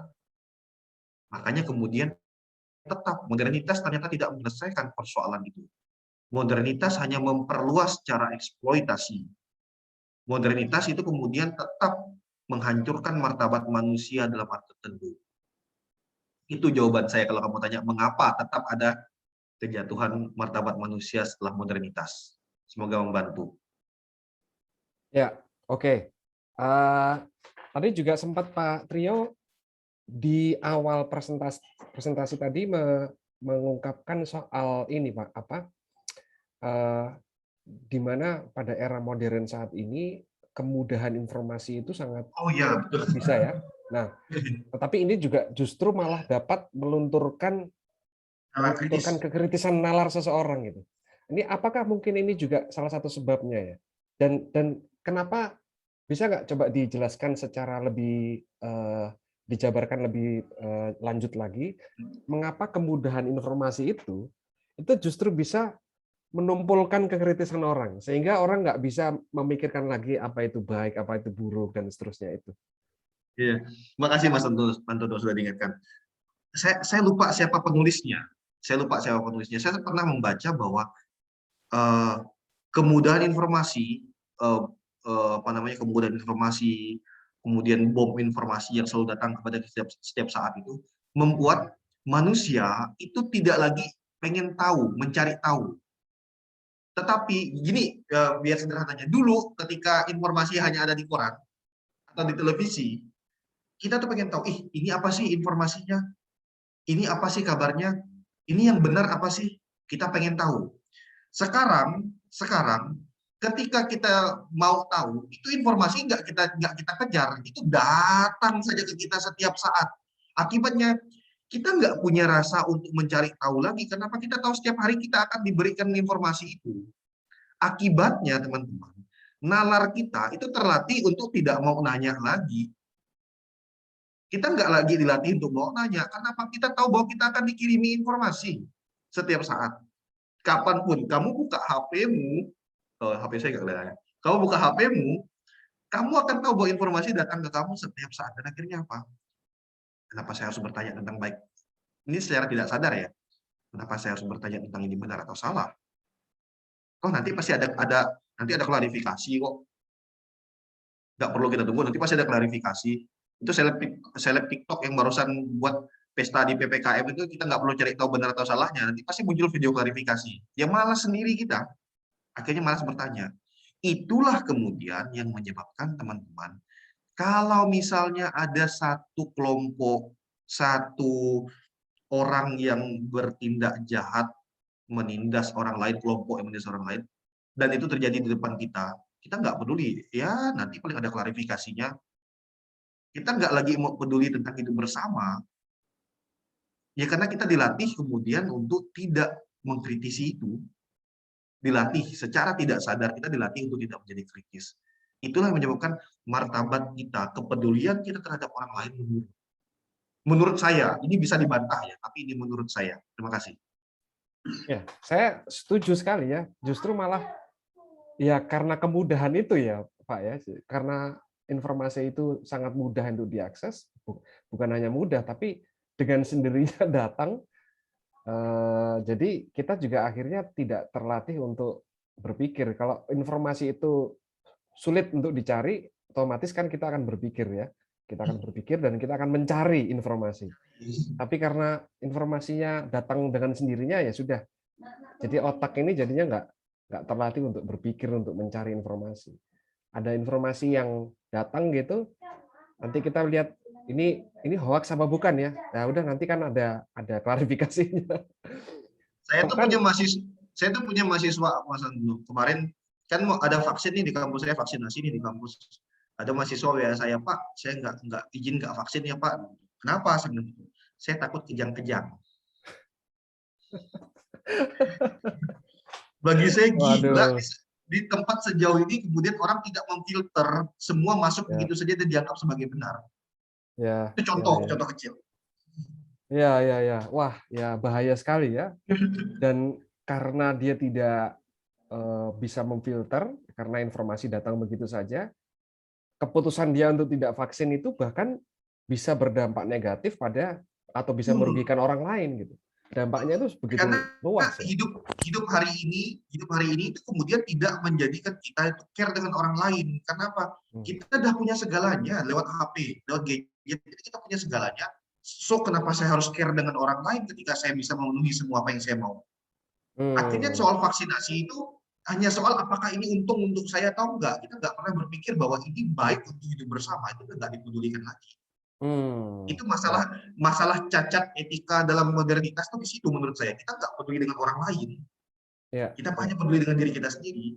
Keputusan tadi yang kayak saya bilang, kebijakan kita hanya berpedoman sejauh mana saya aman. Itu yang saya tangkap. Bisa jadi tangkapan saya keliru. Ya, saya setuju sih. Saya yakin masih banyak orang yang care lah, masih ada orang yang peduli. Tapi saya perlu mengubah banyak orang juga. Ya, betul. Meskipun ya banyak juga yang dia hanya mementingkan diri sendiri ya. Oke. Baik, kita masuk ke pertanyaan kedua. Ini kita lanjutkan aja, ini sudah ada pertanyaan yang kedua, tapi saya pikir masih ada waktu kita. Saya pernah mempelajari bahwa etika itu terklasifikasi dalam 4 jenis. Saya masih belum tahu ini. Itu pertanyaan saya juga, Mas, 4 jenisnya klasifikasi apa nih? Takutnya saya keliru. Ya, takutnya nanti kita salah menjawab nanti ya. Takutnya 4 jenisnya apa? Mungkin Michael Yulis bisa, kalau sudah bagus koneksinya ya, bisa nanti menjelaskan ini 4 jenis ini apa ini, supaya nanti Pak Trio bisa menjelaskan mana yang lebih miris di masa seperti ini ya. Ada etika yang lebih miris. Saya juga nggak tahu ini. Mungkin kalau nanti sudah bagus koneksinya, silakan ya Michael Julius. Tapi sebelum itu kita coba menjawab dulu yang nomor 3. Mana yang lebih baik antara etika teologi dan etika filsafat? Sebab pada masa Agustinus, Santo Agustinus, seingat saya ada masa yaitu masa revisionisme. Nah ini kayaknya sejarah gereja ini Pak Trio ya. Ini gimana Pak Trio? Makasih. Makasih untuk pertanyaan ini. Yang pertama, saya ingin menjelaskan bahwa saya bukan seorang teolog pertama ya. Jadi saya tidak akan menjawab persoalan di ranah teologi yang pertama. Kemudian yang kedua, saya sudah memperkirakan dari awal ketika saya memisahkan antara moral dan etika itu akan ada pertanyaan mana yang lebih penting, moral atau etika. Dan itu pertanyaan tricky untuk saya. Sebenarnya kalau saya mau main aman, saya bilang aja moral dan etika itu sama tadi. Kalau saya mau main aman, tapi tetap saya nggak bisa setuju untuk hal yang bagi saya secara prinsipil saya pisahkan gitu ya. Saya pisahkan. Nah, kalau ditanya ke saya mana yang lebih baik antara moral dan etika, jujur, saya nggak bisa jawab. Saya adalah orang yang berpijak di 2 kaki itu. Di kaki pertama, saya adalah seorang dengan latar belakang filsafat, saya filsuf. Di sisi lain, saya adalah orang yang punya agama. Saya adalah orang yang punya agama. Saya beri contoh. Untuk satu hal, kadang-kadang saya merujuk pada nilai moral. Untuk hal lain, saya merujuk pada etika. Ini tidak nyaman jadi posisi saya. Saya beri contoh. Ini sensitif di sini. It's okay, saya ceritakan. Saya pernah ditanya oleh mahasiswa saya, Pak, tolong beri saya jawaban. Bagaimana pandangan Bapak tentang LGBT? Wah, itu tricky banget untuk saya. Saya tahu ajaran moral gereja Katolik seperti saya seorang Katolik.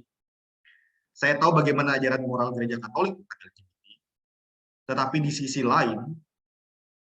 sisi lain, saya juga mempelajari tentang nilai-nilai etika yang menjadi jadi pegangan nilai-nilai universal. Saya pelajari juga.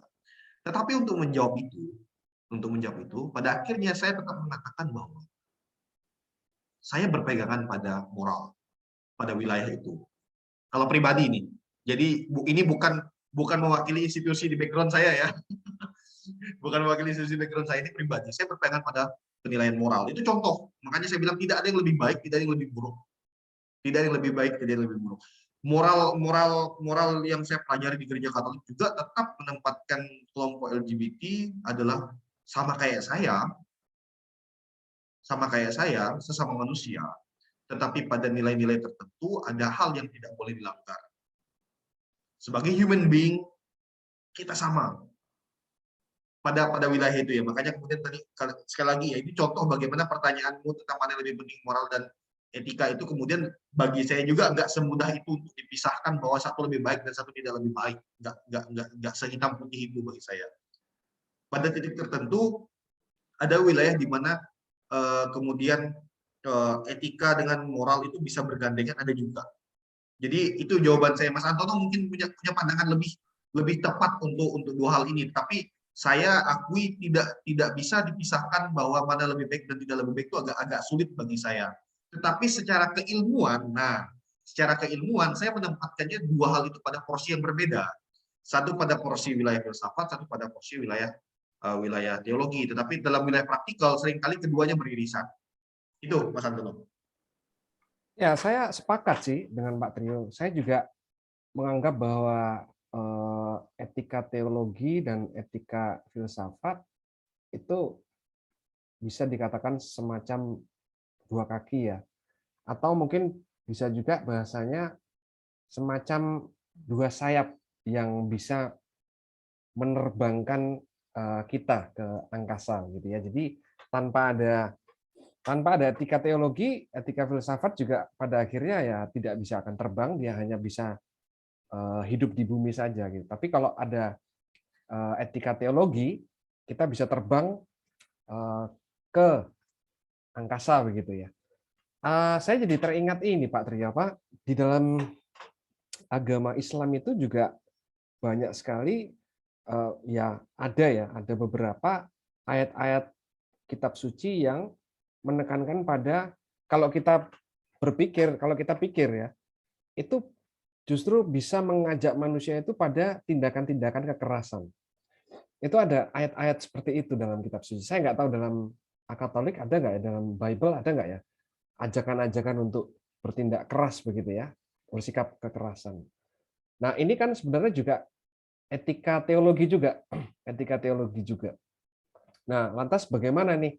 Tadi Pak Trio juga akhirnya menjelaskan bahwa etika teologi dan etika filsafat itu sebisa mungkin harus berkolaborasi satu sama lain untuk mendapatkan satu kesimpulan. Nah, saya sepakat itu. Jadi dalam ayat-ayat suci dalam kitab suci yang mengedepankan mengajak orang untuk bertindak kekerasan, itu kita juga akhirnya harus sedikit melihat dari sudut pandang filsafat. Apakah memang ayat tersebut betul-betul mengajak manusia untuk bertindak keras gitu, ataukah kita dekati dari sudut pandang konteksnya misalnya, atau sejarah turunnya ayat tersebut, wahyu tersebut, dan seterusnya, sehingga kita bisa menyimpulkan, oh ternyata etika teologi itu tidak selalu mengajarkan dalam konteks ini adalah konteks kitab suci Al-Quran ya, karena saya beragama Muslim, itu tidak selalu mengajak pada hal-hal yang bersikap keras gitu ya, melakukan tindakan kekerasan. Jadi saya sebenarnya sama juga jawabannya dengan Pak Trio ya. Hanya saya lihatnya dari sudut pandang yang Islam. Tadi Pak Trio dari Katolik ya, LGBT tadi. Oke, semoga ini bisa menjawab. Kalau masih belum puas nanti bisa ditanyakan lagi. Semoga kita masih ada waktu. Pertanyaan selanjutnya, oke, ini sudah ada. Oke, saya akan sebentar masuk ke pertanyaan Cynthia terlebih dahulu ya. Kalau masih ada waktu kita akan menjawab pertanyaan dari Michael Julius tadi. Dari Cynthia, ini pertanyaan cukup bagus ini menurut saya. Ini aktual sekali nih.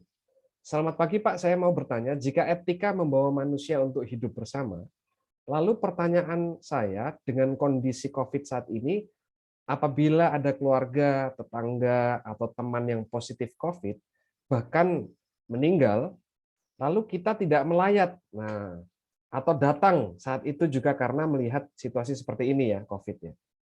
Apakah manusia kehilangan dalam konsep beretika, Pak? Jadi memang ini sering terjadi ya. Bahkan kadang orang tua saya sendiri, Pak Trio, ada saudara yang meninggal karena COVID, itu ibu saya itu langsung, ayo kita ke sana, ayo kita mandikan jenazahnya. Loh, gimana sih? Ini kok karena COVID, sudah jelas-jelas COVID gitu.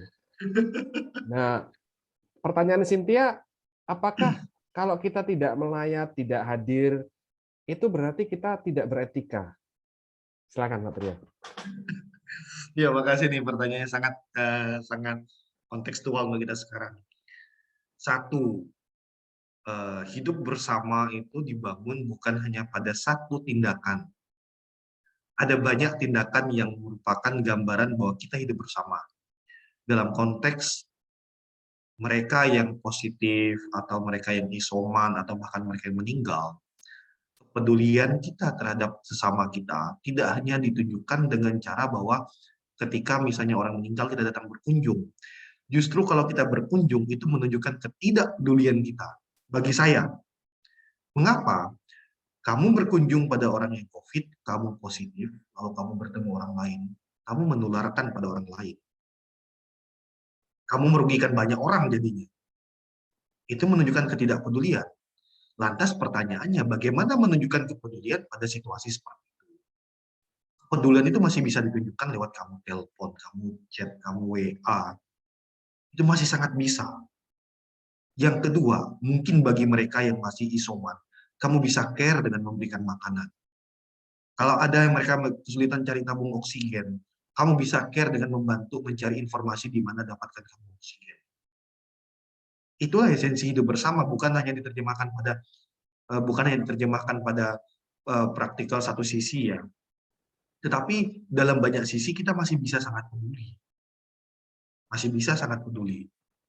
Kita bisa peduli dengan mereka yang isoman dan tidak punya makanan, mungkin dengan teman-teman di Macung. Nah, mahasiswa yang punya rezeki, ya mereka yang sedang kesulitan, ya kumpulkanlah makanan yang bisa dibagikan bagi mereka yang isoman. Ini saya ambil contoh nih, anak-anak di tempat saya.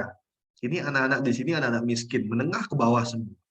Semua 80% mahasiswa di kampus saya itu anak beasiswa. 80%. Itu sudah menunjukkan data bahwa mereka sangat miskin. Tapi saya tidak menemukan mereka miskin dalam hati. Ada temannya yang positif, itu benar-benar mereka pastikan bahwa suplai makanannya ada. Obat-obatannya ada. Dari mana? Dari uang mereka. Dari kesulitan mereka di kos, mereka care untuk memberikan. Dan mereka memastikan bahwa teman-teman yang COVID itu tidak dimusuhi oleh tetangga. Mereka pastikan itu contoh kepedulian yang bisa teman-teman juga lakukan. Jadi sekali lagi, bukan berarti kemudian bahwa kita tidak mengunjungi orang yang meninggal, artinya kita tidak peduli, tetapi kita peduli dengan cara yang lebih bijak. Itu menurut saya, Mas Anton. Thank you. Ya, oke, menarik ya yang disampaikan Pak Trio ya. Jadi justru paradigmanya kita balik ya. Dan ini penting saya pikir yang disampaikan Pak Trio, bahwa sekarang ini, dan istilah new normal itu mungkin cukup tepat ya. Jadi kenormalan barunya itu akhirnya kita berpikir bahwa justru kalau kita tidak hadir, itu kita menunjukkan etika kita. Kita justru menunjukkan kepedulian kita terhadap orang yang orang tersebut ya, atau orang-orang tersebut yang akan kita temui. Sementara dalam kenormalan lama itu kan sebaliknya ya. Kalau kita tidak hadir, ya kita tidak menunjukkan kepedulian. Nah, di normal yang baru, kenormalan yang baru, new normal, ini kebalikannya gitu. Nah, ini menarik ini karena kemarin di sesi kedua ya, itu saya sempat mengatakan hidup ini kan paradoks ya. Dia tidak hitam dan putih. Ada kalanya kita itu bisa dianggap bersikap atau bertindak baik, tetapi ada kalanya ternyata tindakan yang sama itu bisa dinilai sebagai tindakan yang buruk begitu. Nah, saya pikir konteks saat ini tuh juga begitu. Yang seringkali marak terjadi ini Pak Trio, bahkan di perumahan saya sendiri ya. Ini saya harus ngomongnya pelan-pelan supaya nggak kedengaran tetangga saya. Itu mereka di sini sama kan begini. Dalam masa PPKM ini kan semua kan dibatasi, termasuk ketika orang itu beribadah ke rumah ibadah, ke masjid. Tapi di perumahan saya itu sebagian besar mereka masih meyakini enggak, tetap harus beribadah ke masjid.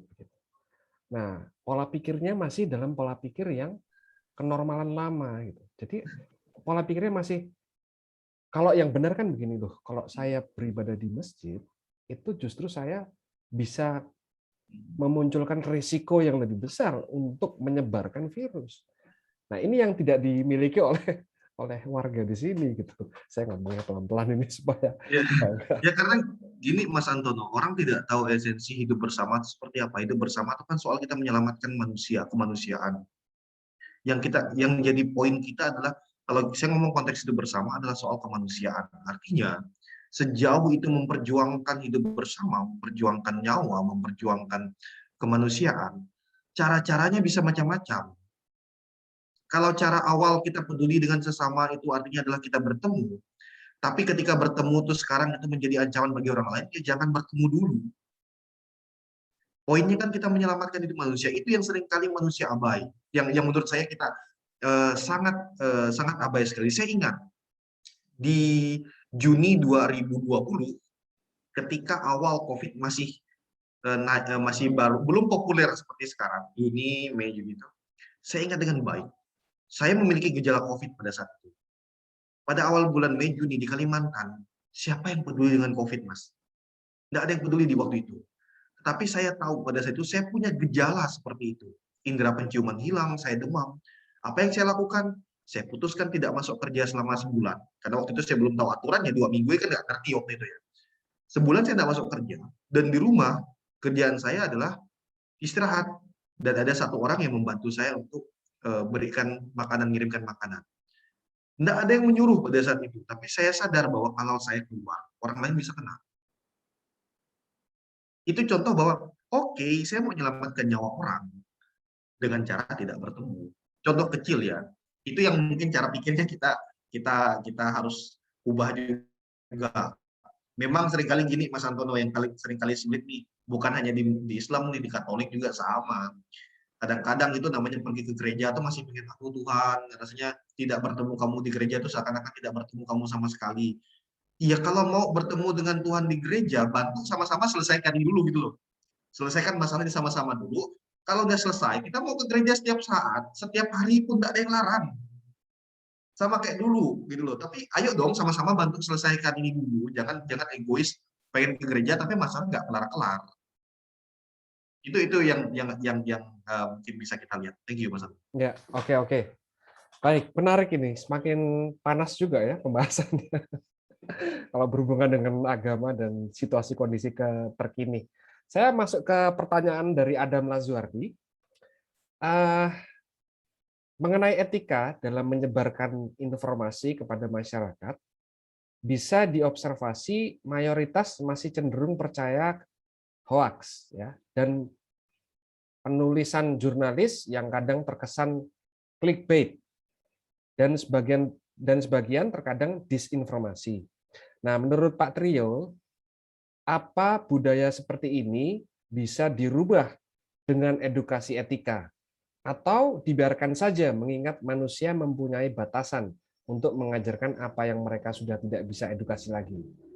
Baik, mungkin bisa langsung dijawab Pak Trio. Saya langsung jawab, satu, kebiasaan itu harus diubah karena merusak banyak hal kebiasaan kita untuk tidak tidak screening terhadap segala sesuatu. Tadi saya dengan Mas Antono sama-sama sepakat bahwa situasi sekarang itu membuat nalar kritis kita lumpuh. Ayo kalau kita lumpuh, sembuhkan dong. Sesi-sesi seperti ini, pertemuan seperti hari ini, itu membantu kita untuk mulai buat kesadaran supaya nalar kita kembali normal. Itu yang pertama. Kemudian yang kedua, tetap kajian-kajian atau pembelajaran etika itu sangat akan membantu kita dalam membatasi dalam ini meningkatkan kualitas nalar kritis kita. Dan sisi-sisi lainnya dalam sisi-sisi lainnya maksud saya. Kemudian yang ketiga, teman-teman, saya akan sharekan nanti linknya, sudah saya copy dari belum sempat saya sharekan. Saya pernah buat tulisan banalitas, teknis sekali istilah saya ini. Saya mau sederhanakan dulu. Hoax yang berita bohong yang disampaikan terus-menerus tanpa henti, itu pada satu titik akan menjadi dalam tanda kutip berita benar. Saya ulangi lagi ya, berita bohong yang disampaikan terus-menerus tanpa henti, dibombardir tanpa henti kepada kita, pada satu titik akan dianggap sebagai berita benar. Mengapa? Karena apa? Kita udah capek dibombardir gitu, akhirnya kita nggak peduli, mau bohong, mau benar, terserah.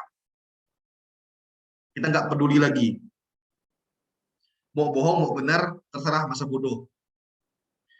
Nah, uniknya, ini yang perlu kalian ketahui juga, situasi zaman sekarang, situasi hari ini, secara psikologis, tadi saya sudah sebut, kita rawan disebut menjadi manusia buih. Apa artinya?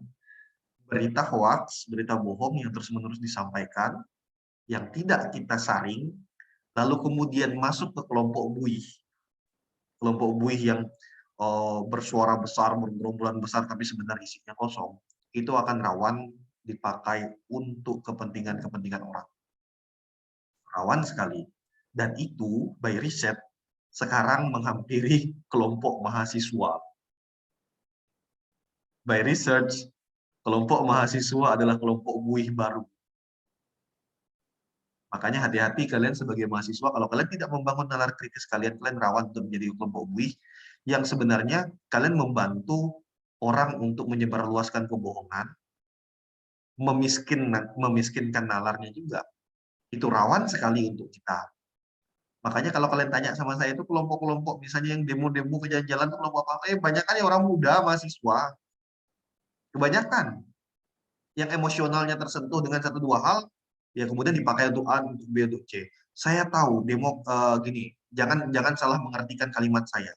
Saya mendukung kritik terhadap siapapun yang salah. Saya mendukung. Tetapi seringkali setelah dikaji, kebanyakan ya nggak semua, kebanyakan tindakan-tindakan demonstratif, tindakan-tindakan provokatif itu tanpa melalui screening atau kajian dulu. Makanya di kampus saya, di STKIP tempat saya, ini saya buat aturan. Boleh mahasiswa demo, saya tidak larang. Mau demo siapapun boleh. Tapi dengan satu syarat, sebelum demo, tolong buatkan kajian akademis tentang apa yang didemokan. Kalau sudah melewati kajian akademis, silakan demo. Jadi saya tidak larang demo ya di kampus saya. Saya izinkan mahasiswa saya sepanjang-panjang demo, tapi buat dulu kajian akademisnya.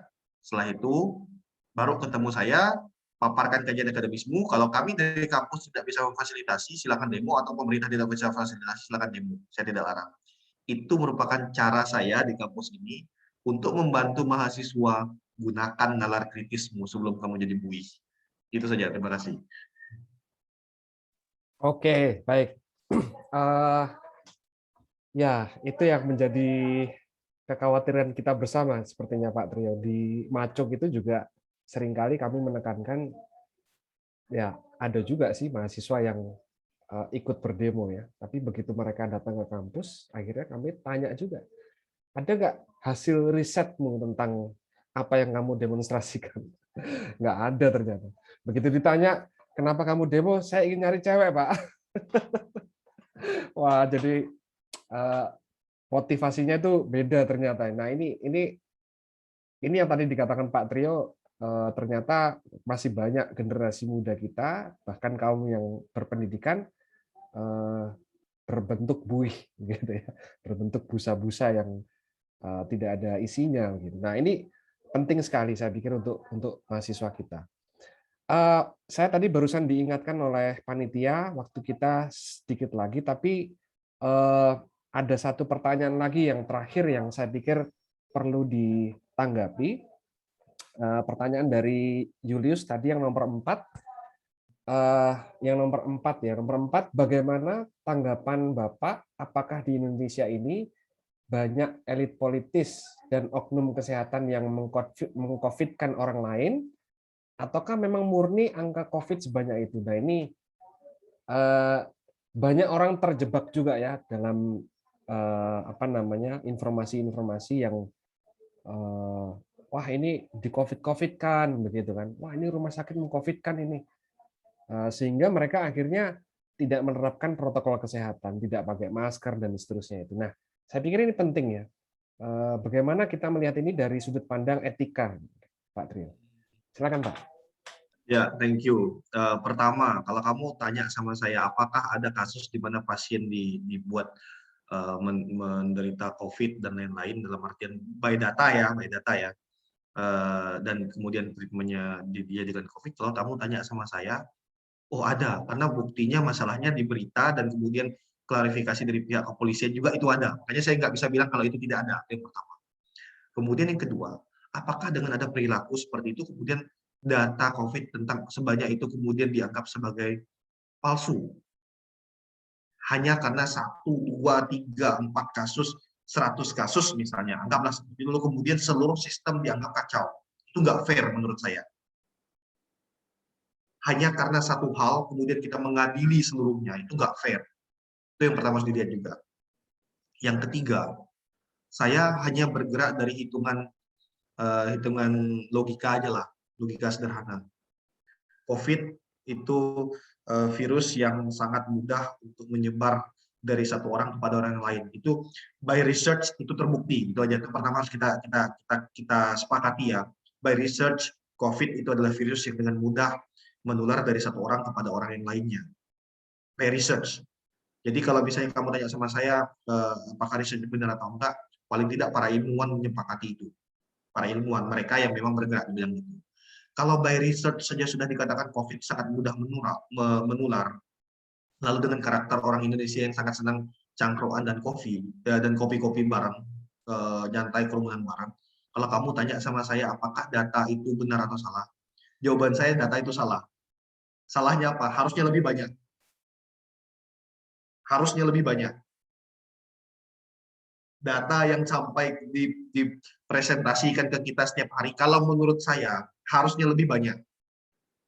Saya dasarnya adalah dari logika penyebaran virus, logikanya, ditambah dengan karakter orang Indonesia. Harusnya datanya lebih banyak dari itu.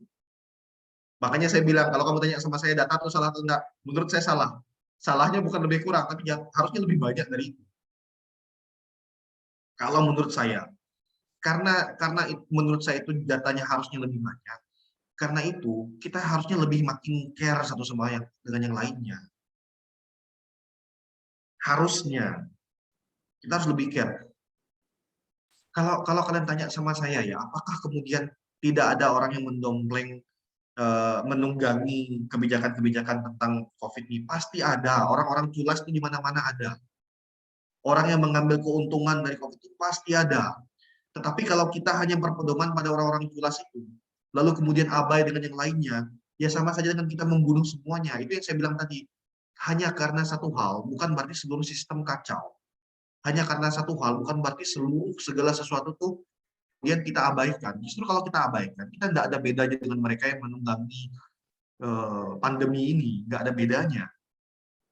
Kita juga menunggangi itu untuk kepentingan kita pada akhirnya. So, akhirnya saya hanya pengen bilang kayak gini. Barang ini bisa selesai kalau semua mau kerjasama. Ini bisa selesai. Saya jujur aja, saya capek kuliah online itu. Jujur aja capek saya. Kuliah online itu melelahkan sekali. Tapi kalau misalnya orang Indonesia, kita sama-sama kayak gini terus, mahasiswa juga sama-sama keras kepalanya, nggak mau bantu orang tuanya, nyadarkan orang tuanya, hei ayo vaksin, ayo kemudian di rumah terus. Kalau kita aja nggak mau gerakkan orang sekitar kita, omong kosong ini bisa selesai. Trust me. Omong kosong. Jangan-jangan teori dulu di mana apa namanya itu teori di mana kalau misalnya pandemi ini menyebar ke seluruhnya kemudian ada berapa persen yang meninggal, jangan-jangan teori itu benar. Jangan-jangan. Kalau kita tetap abai dan cuek seperti kita sekarang. Sekali lagi ya teman-teman ya, sekaligus closing aja lah dari saya, sekaligus closing aja. Sekali lagi teman-teman, pandemi ini bagi saya hanya salah satu contoh kecil di mana tabiat atau perilaku kita di tengah modernitas ini terbongkar. Pandemi ini membuat karakter kita terbongkar, diri kita yang sejati. Kenapa? Saya selalu ingat dulu pesan guru saya, kualitas dirimu itu teruji ketika kamu dalam situasi sulit. Kualitas dirimu teruji dalam situasi sulit. Tampaknya kualitas bangsa ini teruji dalam situasi pandemi ini. Tampaknya. Mungkin kualitas diri kita juga teruji dalam situasi sekarang. Mahasiswa yang berkarakter atau enggak itu teruji dalam situasi sekarang. Kamu yang care dengan orang lain atau enggak itu teruji sekarang. Kamu yang berpegang pada nilai-nilai etika itu teruji sekarang. Iya atau tidaknya teruji sekarang. So, kayaknya kita harus buktikan diri kita pakai orang yang beretika atau tidak. Tampaknya. Thank you. Itu saja. Oke, terima kasih banyak Pak Trio. Jadi closing statement-nya, ya kita akhirnya perlu merefleksikan kembali sejauh mana kualitas diri kita ya sebagai manusia Indonesia. Saya juga sepakat sebenarnya dengan Pak Trio bahwa kalau di Malang sendiri ya, di Malang sendiri saya punya ada saudara, ada kawan yang bekerja di rumah sakit ya, di beberapa rumah sakit di Malang sini. Dan saya coba tanya kepada mereka, ternyata hasil jawabannya itu sama semua. Dan dia mengatakan begini, antara bulan Maret, April, Mei, Juni, mungkin sampai Agustus 2021 ya, 2021, ketika awal COVID itu mulai muncul, memang ada oknum-oknum kesehatan yang mencoba mengcovidkan orang supaya mereka mendapatkan sumber penghasilan yang lebih begitu. Ada. Tetapi seiring berjalannya waktu, pemerintah mulai menerapkan aturan-aturan kebijakan-kebijakan yang sangat ketat. Ya. Menurut mereka begitu. Sehingga sekarang ini sudah tidak ada lagi. Mereka sudah ketat, tegas, aturannya tegas, sehingga itu tidak ada lagi gitu. Nah, masalahnya masyarakat sudah sudah terracuni oleh informasi-informasi seperti itu yang sampai hari ini masih ada di dalam kesadaran mereka, masih ada di dalam pola pikir mereka. Nah, setuju dengan pendapat Pak Trio tadi bahwa yang terpenting sekarang ini sekarang bukan ingin mengetahui apakah memang masih banyak oknum-oknum seperti itu yang tidak bertanggung jawab.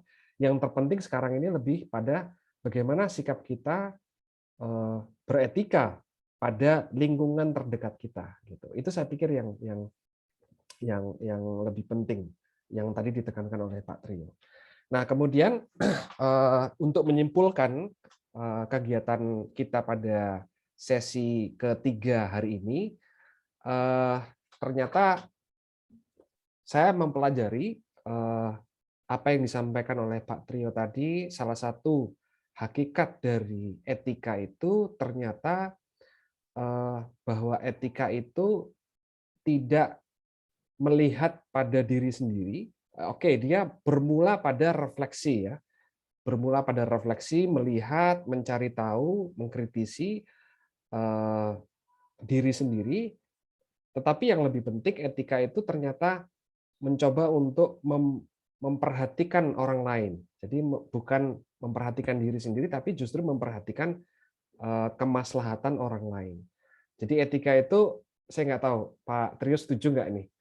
Etika itu sifatnya dia terarah pada orang lain jadinya.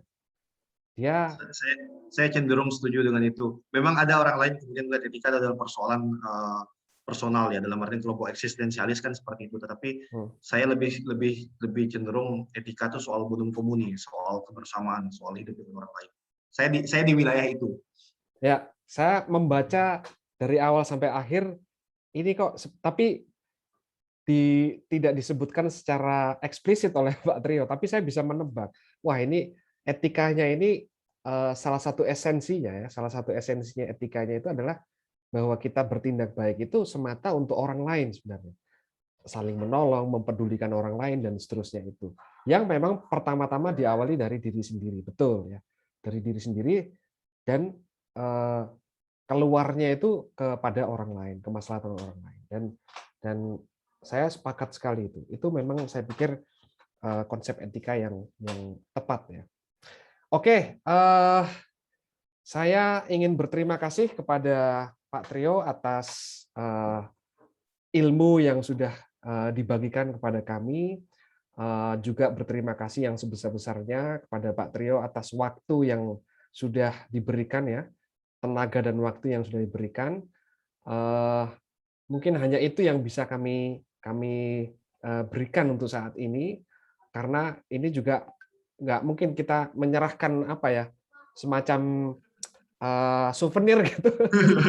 Kayaknya nggak mungkin ya Pak Trio ya. Ya, terima kasih banyak juga dari saya. Okay. Saya minta maaf kalau ada kesalahan pembicaraan ataupun materinya kurang menarik ataupun kurang mendalam. Saya minta maaf. Intinya saya sangat senang, sangat bangga teman-teman mau belajar seperti ini. Terima kasih. Ya, menurut saya pribadi materinya tepat sasaran. Itu ya mungkin ya bahasa yang tepat ya.